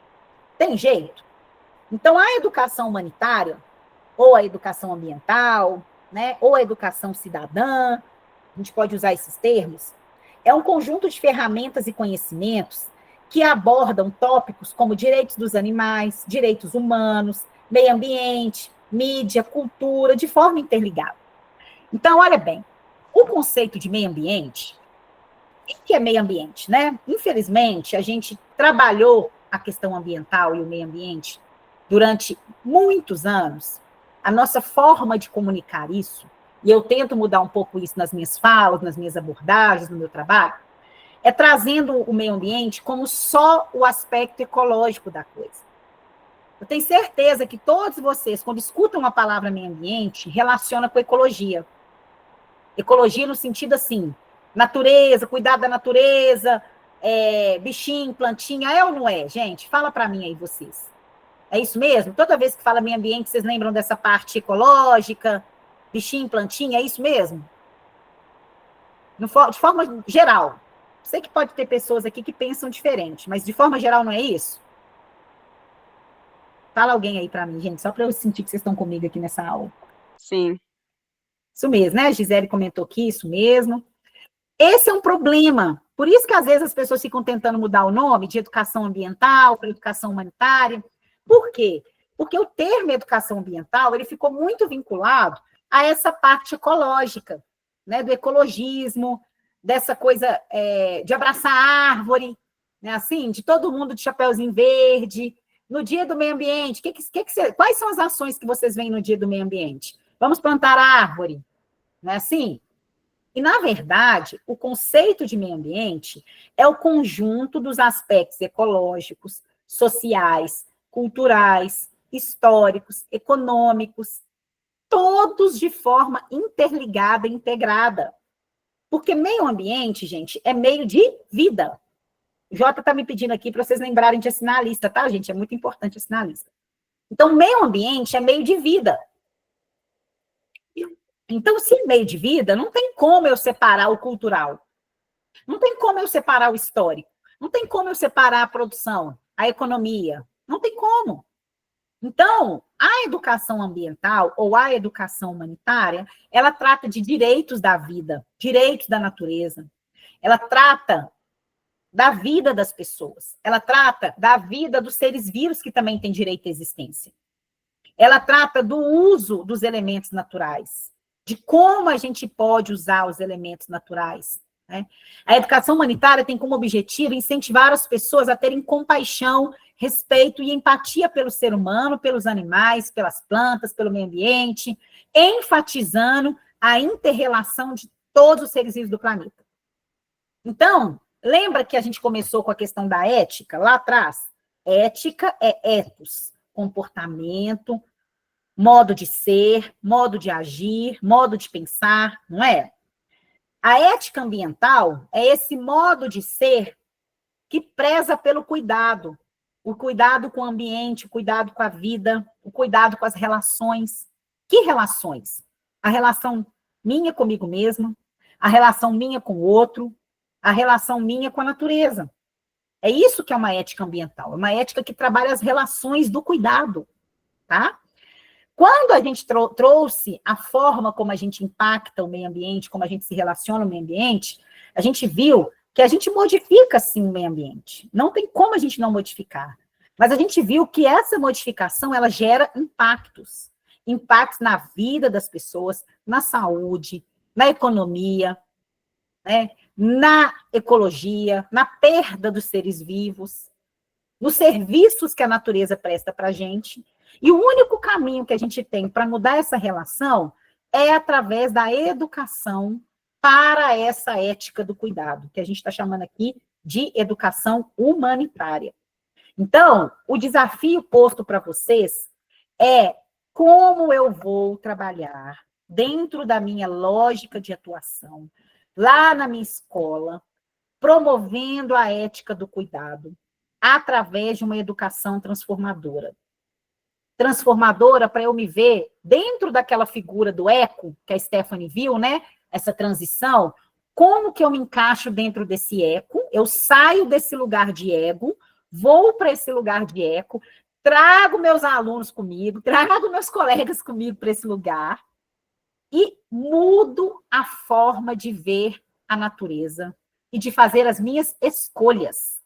Por isso que eu trouxe ao longo desse processo o quanto as nossas escolhas, elas são fundamentais nesse processo. A gente vai falar um pouquinho sobre isso. Porque só vamos conseguir superar se a gente mudar essas relações. De ver, de fazer, de escolher, né? E olha o que diz a nossa Constituição. Gente, eu amo esse texto da nossa Constituição, que eu falo assim, lá em 1988, quando a nossa Constituição foi formada, eu tive o privilégio de conhecer 2 constituintes. Foram 2 grandes homens que ajudaram a colocar esse artigo aqui, que é o artigo 225 da nossa Constituição. Olha como que lá em 1988, a gente já tinha uma visão muito maravilhosa, já tinha uma ética de cuidado que a gente não soube trabalhar. Porque, pensa, 88 está onde, gente? Né? Mais velho que eu. Então, olha o que dizia a nossa Constituição. Todos têm direito ao meio ambiente ecologicamente equilibrado, bem de uso comum do povo e essencial à sadia qualidade de vida. Vamos parar primeiro nessa parte aqui, só para vocês entenderem. Olha o que ele está dizendo. Que o meio ambiente é o conjunto dessas relações sociais, econômicas, ecológicas, meio de vida. E que esse meio de vida ele tem que estar ecologicamente equilibrado. Por quê? Porque quando a natureza está ali, os ecossistemas estão equilibrados, o que eles fazem? Eles prestam serviços para nós. Nos abastecem de água, nos abastecem de ar, nos abastecem de vida, de alimento. Então, todo mundo, todo cidadão brasileiro tem direito desse meio de vida equilibrado ecologicamente. Por quê, gente? Ele é essencial à saúde das pessoas. Não existe saúde sem o meio ambiente equilibrado, não existe. Ah, mas não, saúde. Porque acesso ao hospital e a médico é diferente de saúde. Eu tenho certeza que vocês conhecem pessoas que têm muito dinheiro e não têm saúde.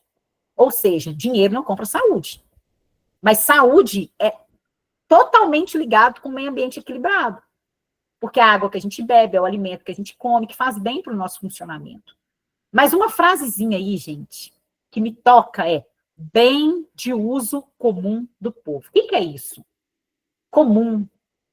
O comum é aquele lugar que sai do ego para o eco? É o comum. É quando nós, como comunidade, no coletivo, temos direito a esse bem que é comum.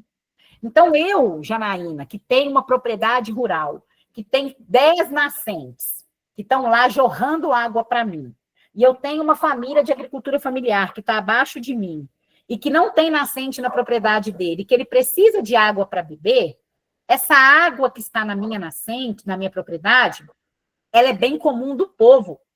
Então, ele tem a obrigação de abastecer essa família com água. Ah, mas eu já vi casos que nega de abastecer. Pode ir no promotor. Porque é bem comum do povo. E a água não é da propriedade. O proprietário de uma terra, ele é um guardião da natureza. Inclusive, esse é um conceito que a gente tem trabalhado bastante no IEF, que eu também sou servidora do IEF, né? E lá a gente tem trabalhado isso, que o produtor rural, ele é um guardião da natureza, ele guarda a natureza, mas ele não é dono dela. Por quê? Olha o que a nossa Constituição diz. Que é bem comum do povo e essencial à qualidade de vida saudável. E olha o que vem abaixo. Impondo ao poder público, ou seja, a prefeitura, a Câmara, o Estado, o governo federal, o Senado, a Câmara dos Deputados, todo o poder público, os juízes, o promotor, que é o poder público, todos eles, executivo, legislativo, judiciário, impõe sobre eles o dever de cuidar e defender. Mas é só do poder público? Olha o que a nossa Constituição diz. Coletividade. Então, eu e você, juntos, nós também temos o dever de cuidar da natureza, que é bem comum de todos. Então, e não só para hoje. Olha como que ele finaliza. Para as presentes e futuras gerações. Então, gente, é maravilhoso isso, porque a nossa Constituição diz isso. Tudo que eu falei até agora, por isso que eu deixei para trazer a Constituição, tudo que eu falei até agora está aqui, ó. A ética do cuidado. A gente transforma o ambiente, sim, mas a gente tem a obrigação de transformar o ambiente com o mínimo de impacto possível para que as nossas gerações, hoje e no futuro, tenham acesso aos bens naturais para a vida delas e para o futuro.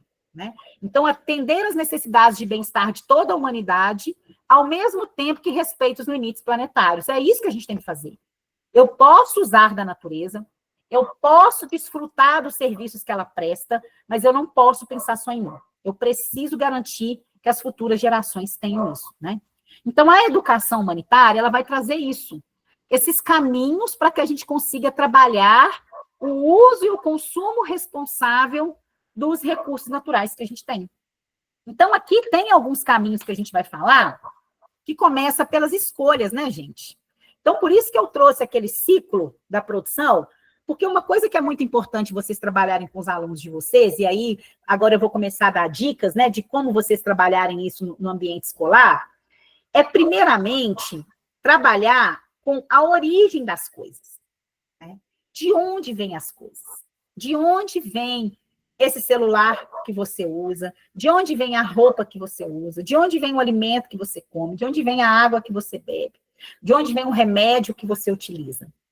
Então, como que a gente pode trabalhar uma dinâmica, né, que pode ser uma gincana, pode ser uma caça ao tesouro, onde a gente pode colocar ali para eles descobrirem de onde vêm as coisas, porque eu tenho certeza que a maioria deles não sabe de onde vêm as coisas.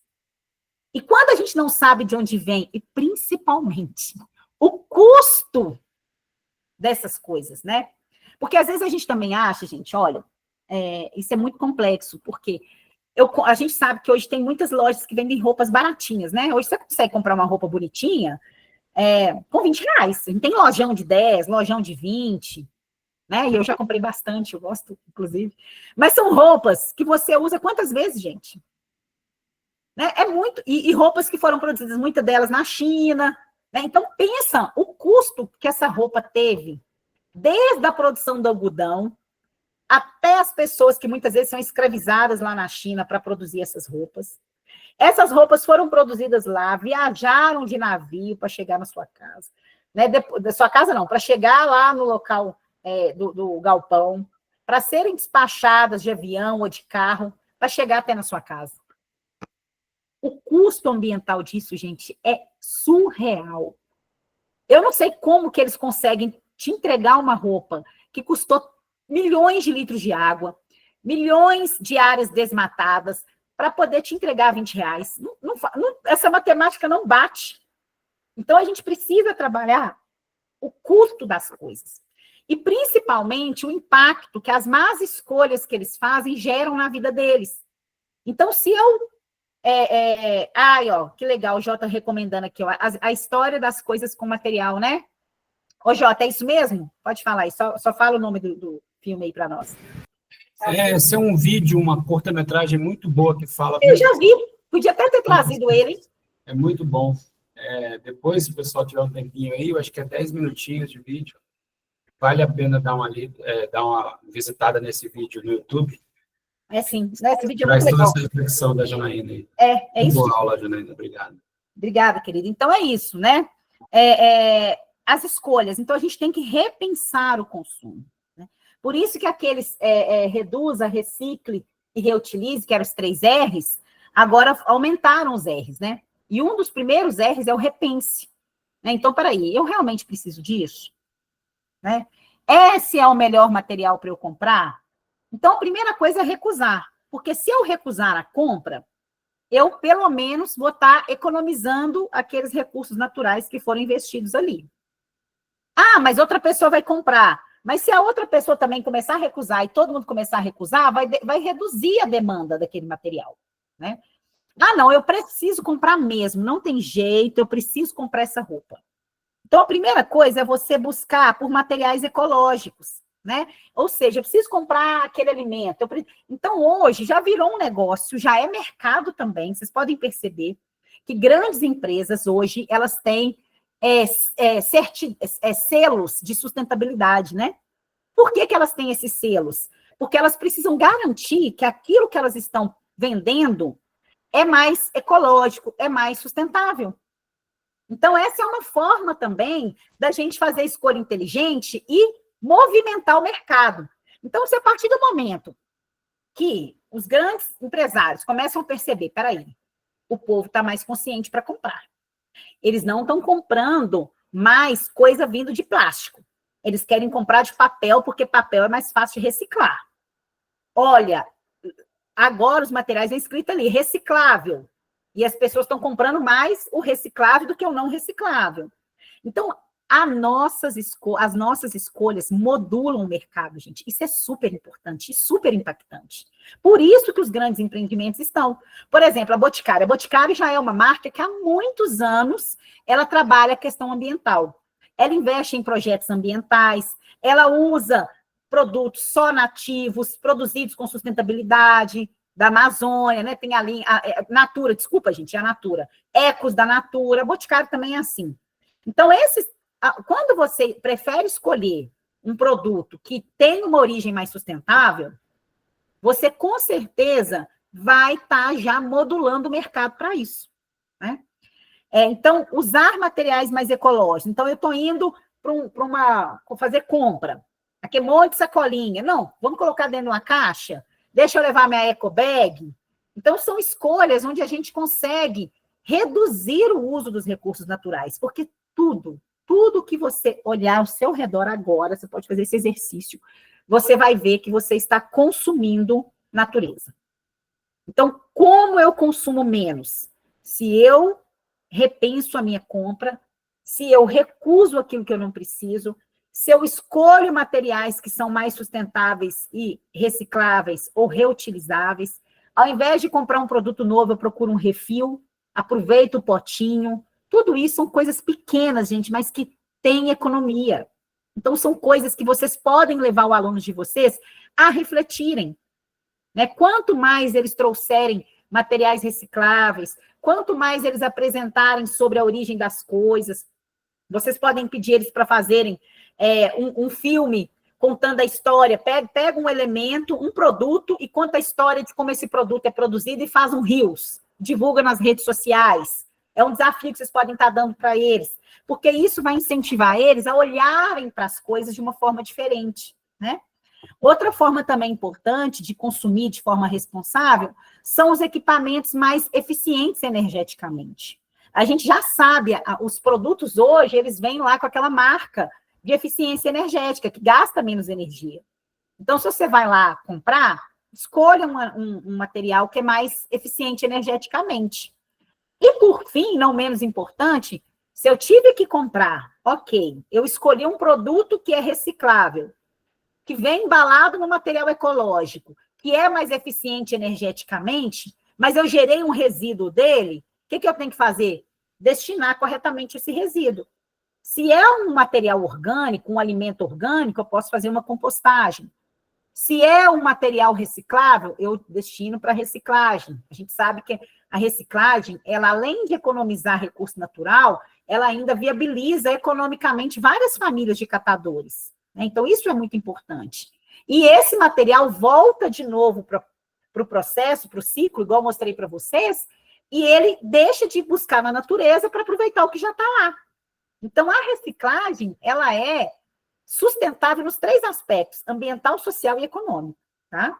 Então, eu preciso destinar corretamente. Isso ajuda a manter os espaços públicos limpos, ajuda a economizar a natureza, a sustentar famílias e a economizar os recursos naturais, né?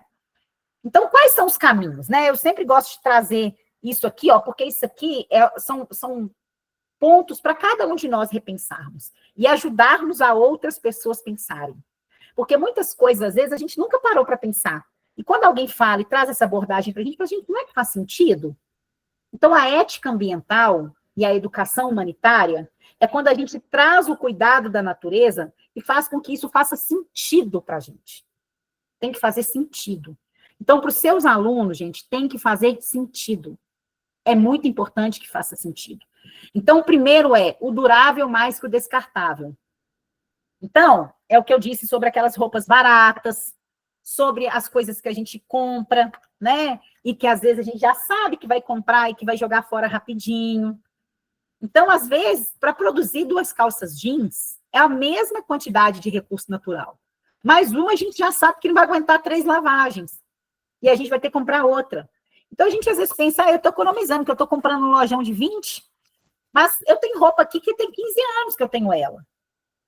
Então, com certeza, ela custou R$200, mas se eu tenho 15 anos que eu tenho ela e eu posso usar ela, ou depois eu posso destinar ela um brechó, que vai depois passar a fazer parte da vida de uma outra pessoa. Então, o durável, sempre priorizar o durável. Por quê? Porque assim você vai precisar de acessar aquele material só depois de muito tempo. Então, você vai estar economizando recurso natural se você escolher o durável. Outro ponto muito importante, é um desafio também que, assim, vocês precisam incentivar os alunos de vocês, é a produção local. Porque hoje está muito fácil a gente comprar as coisas na internet, né, gente? Muito fácil. E nisso, comprando as coisas de internet, a gente sabe que a gente vai estar favorecendo um negócio muito longe de nós. Então, quem for desfrutar, né, dos benefícios daquele negócio, não vai ser o seu município com os impostos que são gerados.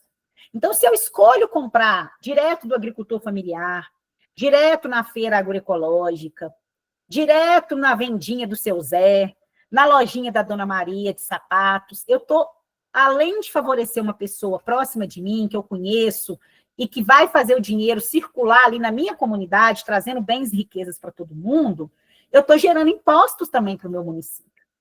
Então, vocês podem perceber que muitas lojinhas pequenas, mercados pequenos, estão fechando, estão falindo, porque as pessoas estão comprando na internet. Então, se eu puder incentivar a produção local, comprar diretamente das pessoas e garantir que o dinheiro circule ali, eu também ganho com isso.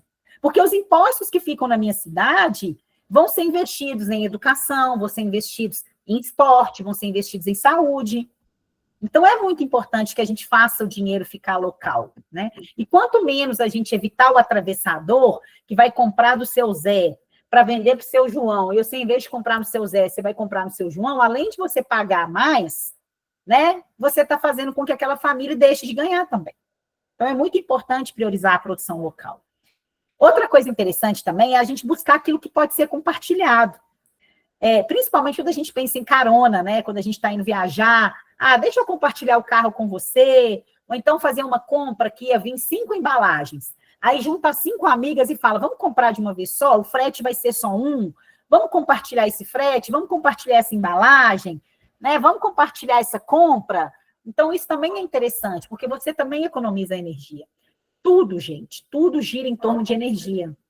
E se tudo gira em torno de energia, tem um custo implícito nisso. Então, se eu consigo minimizar minha demanda energética, eu minimizo o meu gasto de recurso natural, consequentemente, né? Outra coisa importante também é a gente aproveitar mais as coisas, né? Eu tenho esse problema, às vezes, que eu compro as coisas aqui para minha casa e acabo não aproveitando e acabo desperdiçando, isso é uma coisa que me incomoda muito. Então, a gente precisa aproveitar melhor as coisas que a gente compra, sabe? Até o fim.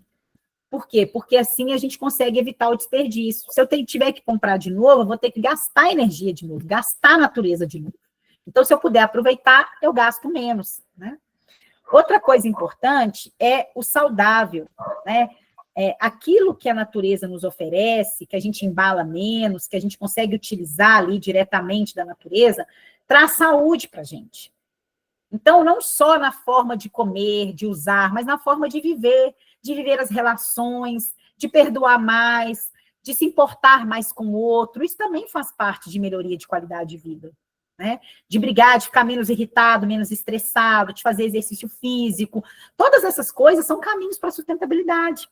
Porque uma pessoa que está bem-humorada, uma pessoa que está saudável, uma pessoa que está feliz, ela compra menos. Vocês sabiam disso? Que existem as compulsões por compras vinculadas a uma vida estressante, uma vida infeliz. Então, a saúde, ela também tem que ser mental, emocional, né? A gente sabe disso, o quanto que as pessoas estão cada vez mais adoecidas. Então, se eu escolho ter práticas mais sustentáveis, vocês podem ter certeza que isso vai impactar na minha saúde mental também. Não tenho dúvidas, porque se a minha relação com a natureza melhora, a minha relação comigo mesmo melhora, tá? Agora vem uma linha de 3 coisas aqui muito importantes, porque até então, de 1 a 5, impacta também outras pessoas, mas são muito decisões minhas, na minha relação de consumo e na minha relação de coisas. Quando eu venho para o 6, para o 7 e para o 8, são definições, são caminhos que têm um impacto maior, né? E aí, olha bem, a participação nas tomadas de decisão. E aí, gente, vem muito essa questão de empreendedorismo mesmo que a gente está trabalhando. Porque é muito mais cômodo para a gente chegar no final de semana, ou depois de um dia de trabalho, e falar assim, eu vou deitar aqui, vou preparar um lanche bem gostoso e gorduroso, vou assistir uma Netflix e vou ficar de boas na minha vida. Ou ficar lá no Instagram rolando feed, né? Muito mais cômodo do que eu, de fato, assumir a minha responsabilidade na transformação do mundo. E a gente participar na tomada de decisão é um passo muito importante para o processo de transformação. Então, na sua cidade, tem conselho de saúde, tem conselho de educação, tem conselho de meio ambiente, tem conselho rural sustentável. São lugares onde as políticas públicas são construídas, onde as pessoas decidem sobre como nós vamos investir o dinheiro na saúde, vamos construir um posto de saúde novo, vamos comprar uma ambulância, vamos comprar o quê? No conselho de esporte, nós vamos construir uma quadra ou nós vamos... Entenderam? Esses espaços de tomada de decisão, eles são muito importantes e nós precisamos ocupar esses espaços. Porque quando nós ocuparmos e levarmos para esses espaços uma visão melhor da vida, mais ética ambientalmente, mais ética nas relações, a gente pode transformar a nossa cidade, a nossa região, o nosso estado e o nosso país. Então, é muito importante que vocês se vejam nesses espaços, procurem saber o que está sendo decidido ali. Seja um porta-voz da sustentabilidade, leve tudo isso que a gente construiu aqui hoje para esses espaços, para a escola, para a casa de vocês. Mostre para as pessoas, olha, peraí, deixa eu olhar aqui, de onde que veio esse biscoito que eu estou comprando aqui? Estou comprando um biscoito do sul de Minas. E a dona Maria, minha vizinha, faz um biscoito muito melhor que esse, eu podia ir lá e comprar dela. Entendeu? Mas a gente não quer comprar da dona Maria, não. A gente quer que a dona Maria dê para a gente. Mas a gente compra lá do sul de Minas. Então, seja um porta-voz da sustentabilidade, defenda. Você sabe por quê? Porque ao defender a sustentabilidade, você está defendendo a vida. A vida nas suas diferentes formas. E também a sua vida. E, por fim, e não menos importante, talvez o mais importante, é votar, gente.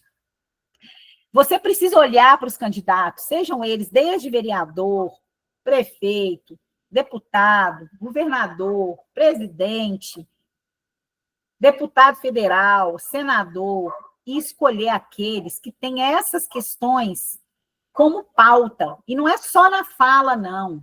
Essa pessoa, de fato, já fez propostas, o partido dela vota corretamente quando se fala de meio ambiente, quando se fala de vida, quando se fala de saúde. Tem que procurar saber. Porque se a gente votar só pela carinha, ou só pelo favor que ele fez, ou só pelo número de votos que ele tem, porque meu prefeito me pediu para votar, a gente nunca vai mudar essa realidade. Porque a tomada de decisão acontece lá, em quem tem a caneta na mão. Mas só vai mudar quem tem a caneta na mão quando a gente mudar a nossa forma de ver a vida, mudar a nossa forma de participar na tomada de decisões, mudar a nossa forma de votar. Aí a gente vai mudar lá. Então, é muito importante que a gente pense sobre isso, sabe?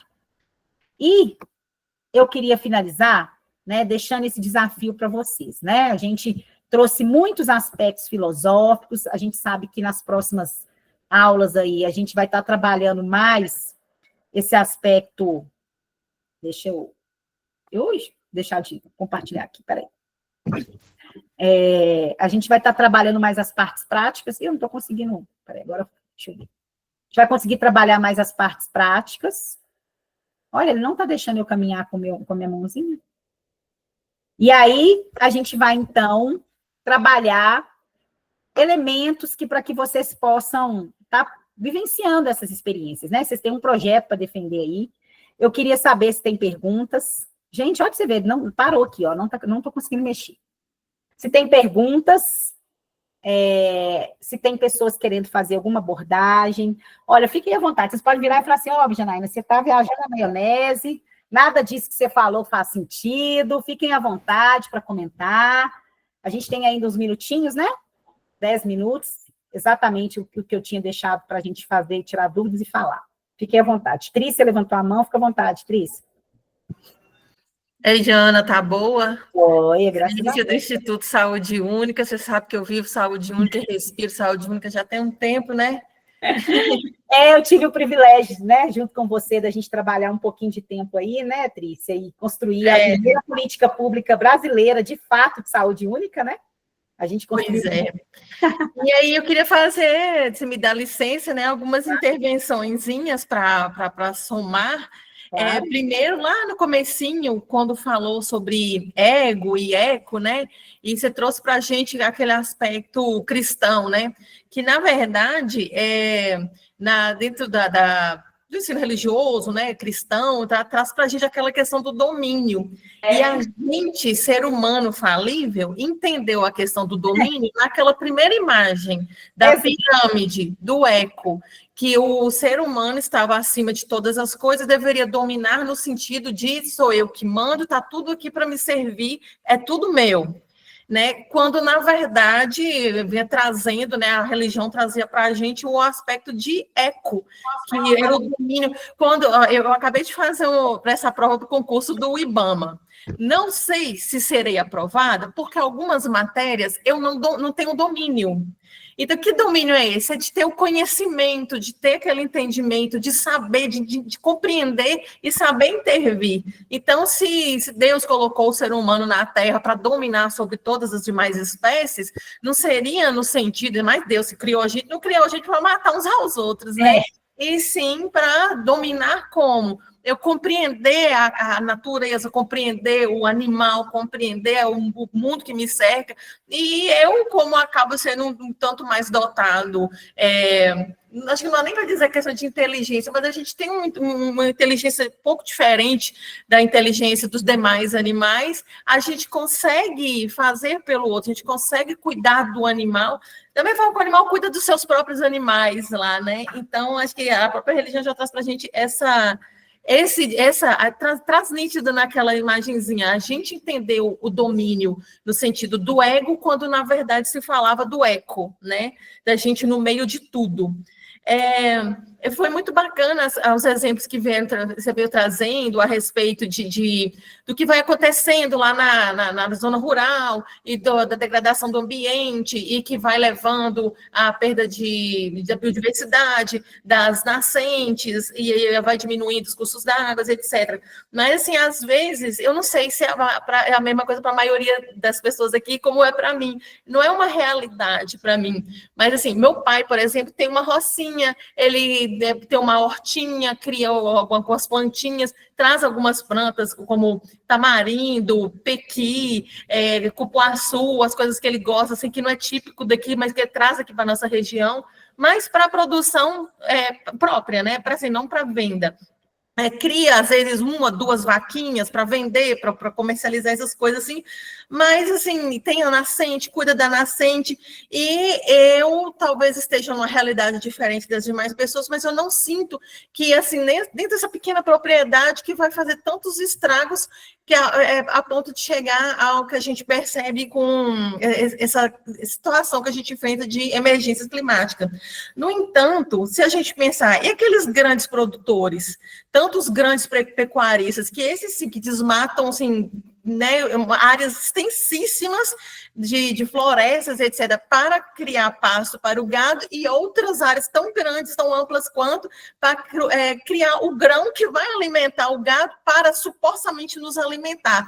Mas como que produz tanta carne, tanto animal que é abatido no Brasil para alimentação e a população brasileira está passando fome? É uma conta que não fecha e a gente vê que é daí, que às vezes até assim, quando eu estou comprando bife, né, no supermercado, aquela caixinha de leite pasteurizada, bonitona lá, será que não é assim que eu estou levando o meu dinheirinho, em vez de ir lá para a vendinha do Zé, que ele que está lá trabalhando na roça e plantando a horta, mas eu preferi comprar no supermercado, eu preferi comprar aquelas bolachas bonitas, os pit stop, as bolachas recheadas, em vez de comprar o biscoitinho que Dona Maria faz lá no quintal, no forno de tambor, que até tá trembão, né? Então, a gente pensa nisso, nessa indústria grande e nesses grandes pecuaristas, né? E como que eu interfiro nisso? Na questão das escolhas que você colocou muito bem. Então, se eu escolhi comprar o biscoitinho de Dona Maria, em vez de comprar aquele pacote de pit stop, ou a bolacha recheada da moda, né? Ou, às vezes, mudar minha alimentação para consumir mais vegetais e menos animais, será que eu não estou contribuindo muito mais, né, com relação às mudanças climáticas? Aí que a gente leva também essa questão da educação humanitária para um lado que a gente já vem chamando de educação animalitária, que a gente enxerga melhor, porque às vezes a gente está falando de direito dos animais, de bem-estar animal, mas o bem-estar do animal, bem-estar, né, do animal, mantê-lo saudável, mantê-lo bem, até ser morto ou até ser transportado, né, vem esses ciclos longos de coisa, né, do animal que está sendo criado aqui, consumindo os recursos aqui, e vão ser transportados, né, quilômetros, às vezes meses no mar, nos transportes marítimos, né, às vezes morrem ali, né, e numa situação que a gente viu na época dos navios negreiros, hoje a gente não faz isso com humanos, mas faz com outros animais, né, então entra naquela questão da gente realmente pensar o direito dos animais, o direito animal, sob a ótica do animal, né? Não o bem-estar dos animais para ficar bonitinho até a hora de ser morto, para que às vezes nem eu estou comendo, né? Estou passando fome com a minha família, estou passando necessidade, né? Aí às vezes fala de um país vizinho lá que estão cortando a subsistência das pessoas, estão precisando comer cachorro. Será que a gente precisava comer boi, né? Para estar precisando comer cachorro quando não tem acesso ao boi? Então, questão para a gente levar, puxar um pouquinho a educação humanitária para esse olhar da educação animalitária também. Aí vem essa de buscar as origens, é imprescindível mesmo, porque quando eu tomo mais consciência, quando eu parto para o consumo consciente, eu sei de onde que vem cada coisa que eu estou comprando. E, assim, e ensinar isso para as crianças também. Então, a criança cresce dessensibilizada, achando que aquele que está no prato dele é um bife que comprou na bandeja no supermercado. Aí, a partir do momento que ela quanto maior, descobre que aquilo ali era um animal, que ele foi morto e que ele não queria morrer, essa pessoa, essa criança já cresceu, já está dessensibilizada. Da mesma forma que ela tem esse distanciamento, essa indiferença com esse animal que supostamente foi morto para a alimentação dela, pode ter diferença também para outro ser humano. Você vê o aumento também da violência interpessoal que a gente vê, porque tem uma forte relação entre essa indiferença que a gente desenvolve pelos animais, que a gente entende, bem a função do utilitarismo que foi colocada aqui, né?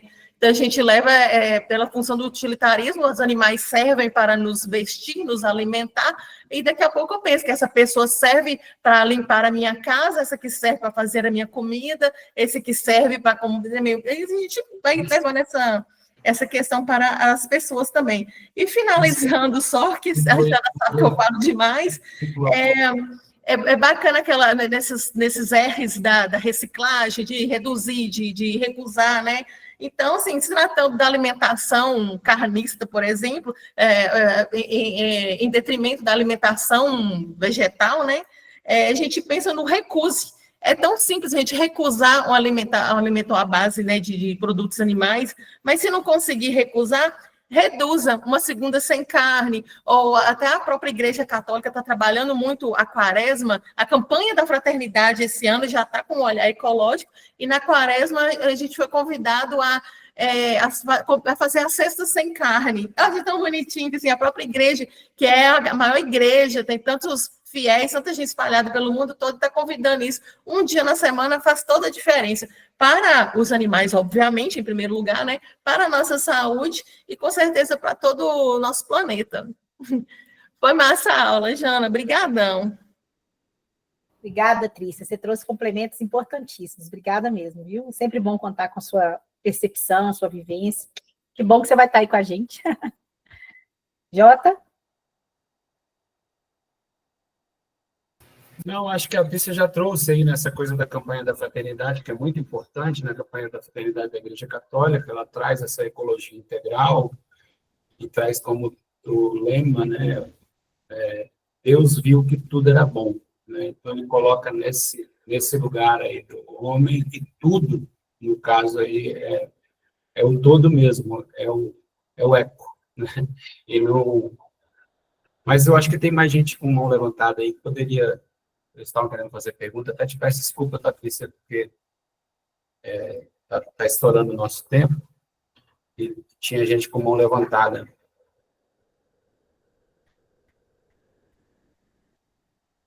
Eu acho que agora eu não estou vendo, não, mas se tiver aí, fique à vontade. José Walter. Zé Walter. Pode falar, Zé Walter. Boa noite, boa noite. Olha, a Janaína, os colegas aí, né? Sou professor da rede estadual, né? A Janaína falando sobre a questão do legislativo, né? Estou como vereador aqui no meu município, e essa pauta ela é excelente para a gente levar para discussão na Câmara, com certeza. É muito importante colocar, quando você citou a questão de nós como cristãos, uma bandeira que eu levanto sempre, né? Sou cristão evangélico, independente de ser evangélico ou católico, somos cristãos. E quando se fala nessa preservação, nesse cuidado, nos leva a atentar de que Deus nos criou realmente para dominar todas as coisas.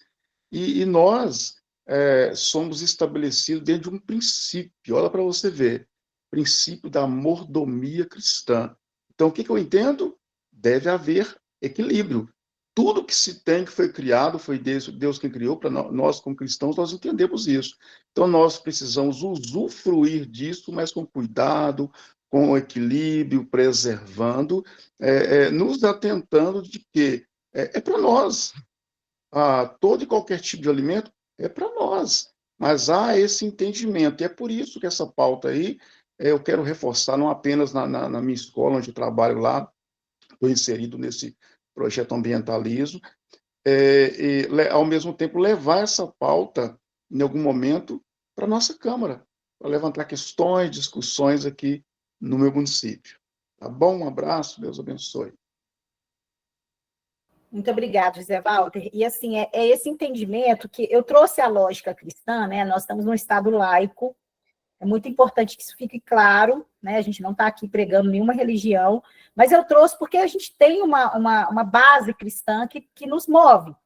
Mas mesmo que a gente não leve em consideração a base cristã, se não quiser discutir ecologia integral, como a Igreja Católica está fazendo, etc., que a gente discuta pelo direito de existência dos seres vivos, que Trícia trouxe muito bem, pelo direito, inclusive a gente está trabalhando agora muito fortemente os direitos da natureza, né, tem direitos de rios sendo decretados, não sei se vocês já ouviram falar, nós vamos falar um pouquinho sobre legislação, e principalmente pela necessidade que a gente tem de depender dos recursos naturais. Então, ainda que a gente não queira ir para uma lógica de compaixão, de religião, a própria necessidade de existência. Porque se a gente não tiver cuidado, nós não vamos existir, ué. Então, agradecer muito, gente, a presença de vocês. Esse é um assunto super complexo, porque ele parte de um aspecto filosófico, de visão de mundo, e trazer isso para a prática, né, foi um desafio que eu tive, mas graças à presença de vocês, a participação foi muito gostoso, eu achei maravilhoso, né, eu creio que vocês vão ter a oportunidade de avaliar as aulas, se eu falei muito rápido, porque a gente vai se encontrar em mais vezes aí, né? Então, se quiserem deixar algumas dicas de melhoria da minha abordagem, se eu estou falando conceitos muito difíceis de entendimento, eu queria que vocês me dessem um feedback da forma como foi abordado o tema, para que a gente possa melhorar e trazer para vocês de uma forma cada vez mais fácil e mais legal, para vocês poderem aproveitar ao máximo esse tempo, né, em que vamos estar juntos, tá? Muito obrigada a todos, eu deixo aí com vocês da organização.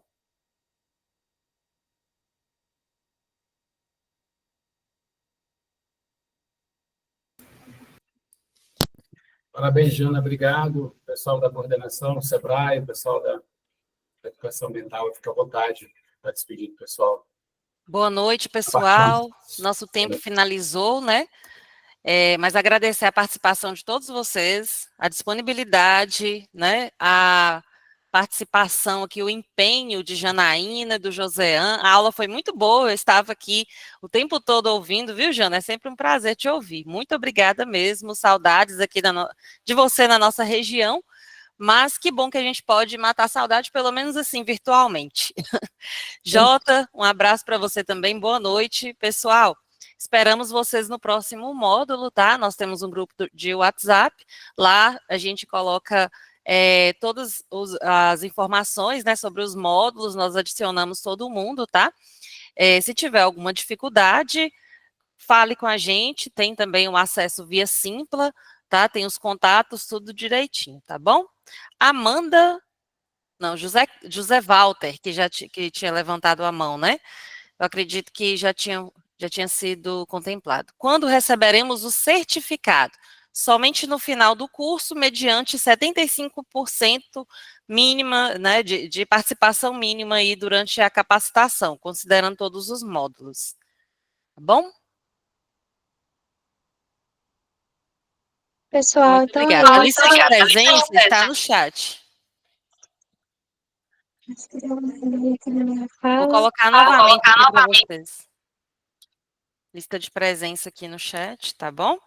Quem não tiver assinado a lista de presença, vai lá e preenche os seus dados aqui neste link, por favor. Pessoal, muito obrigada pela presença de todos. Obrigada, pessoal Sebrae, professora Janaína, Débora, né? Falei pessoal Sebrae, Débora. Seu nome é Débora. Obrigada, professor Josiane, todos os professores que participaram. Muito prazer ter vocês conosco. A aula foi ótima, eu não pisquei em nenhum momento. Muito feliz pela adesão. Muito importante assinar a lista de presença, tá, pessoal? Ela tá aí no chat. Quem não entrou no grupo também tá aí no chat, o link de convite, posso reenviar. Não vou fechar a sala até que todos possam ter assinado, vou manter aberto até que todos saiam antes de mim, tá? Para garantir que todo mundo possa assinar, possa entrar nos grupos. E é isso, gente. Até a próxima aula. Um grande prazer e muito obrigada. Só agradecer. Tchau, tchau. Fique com Deus.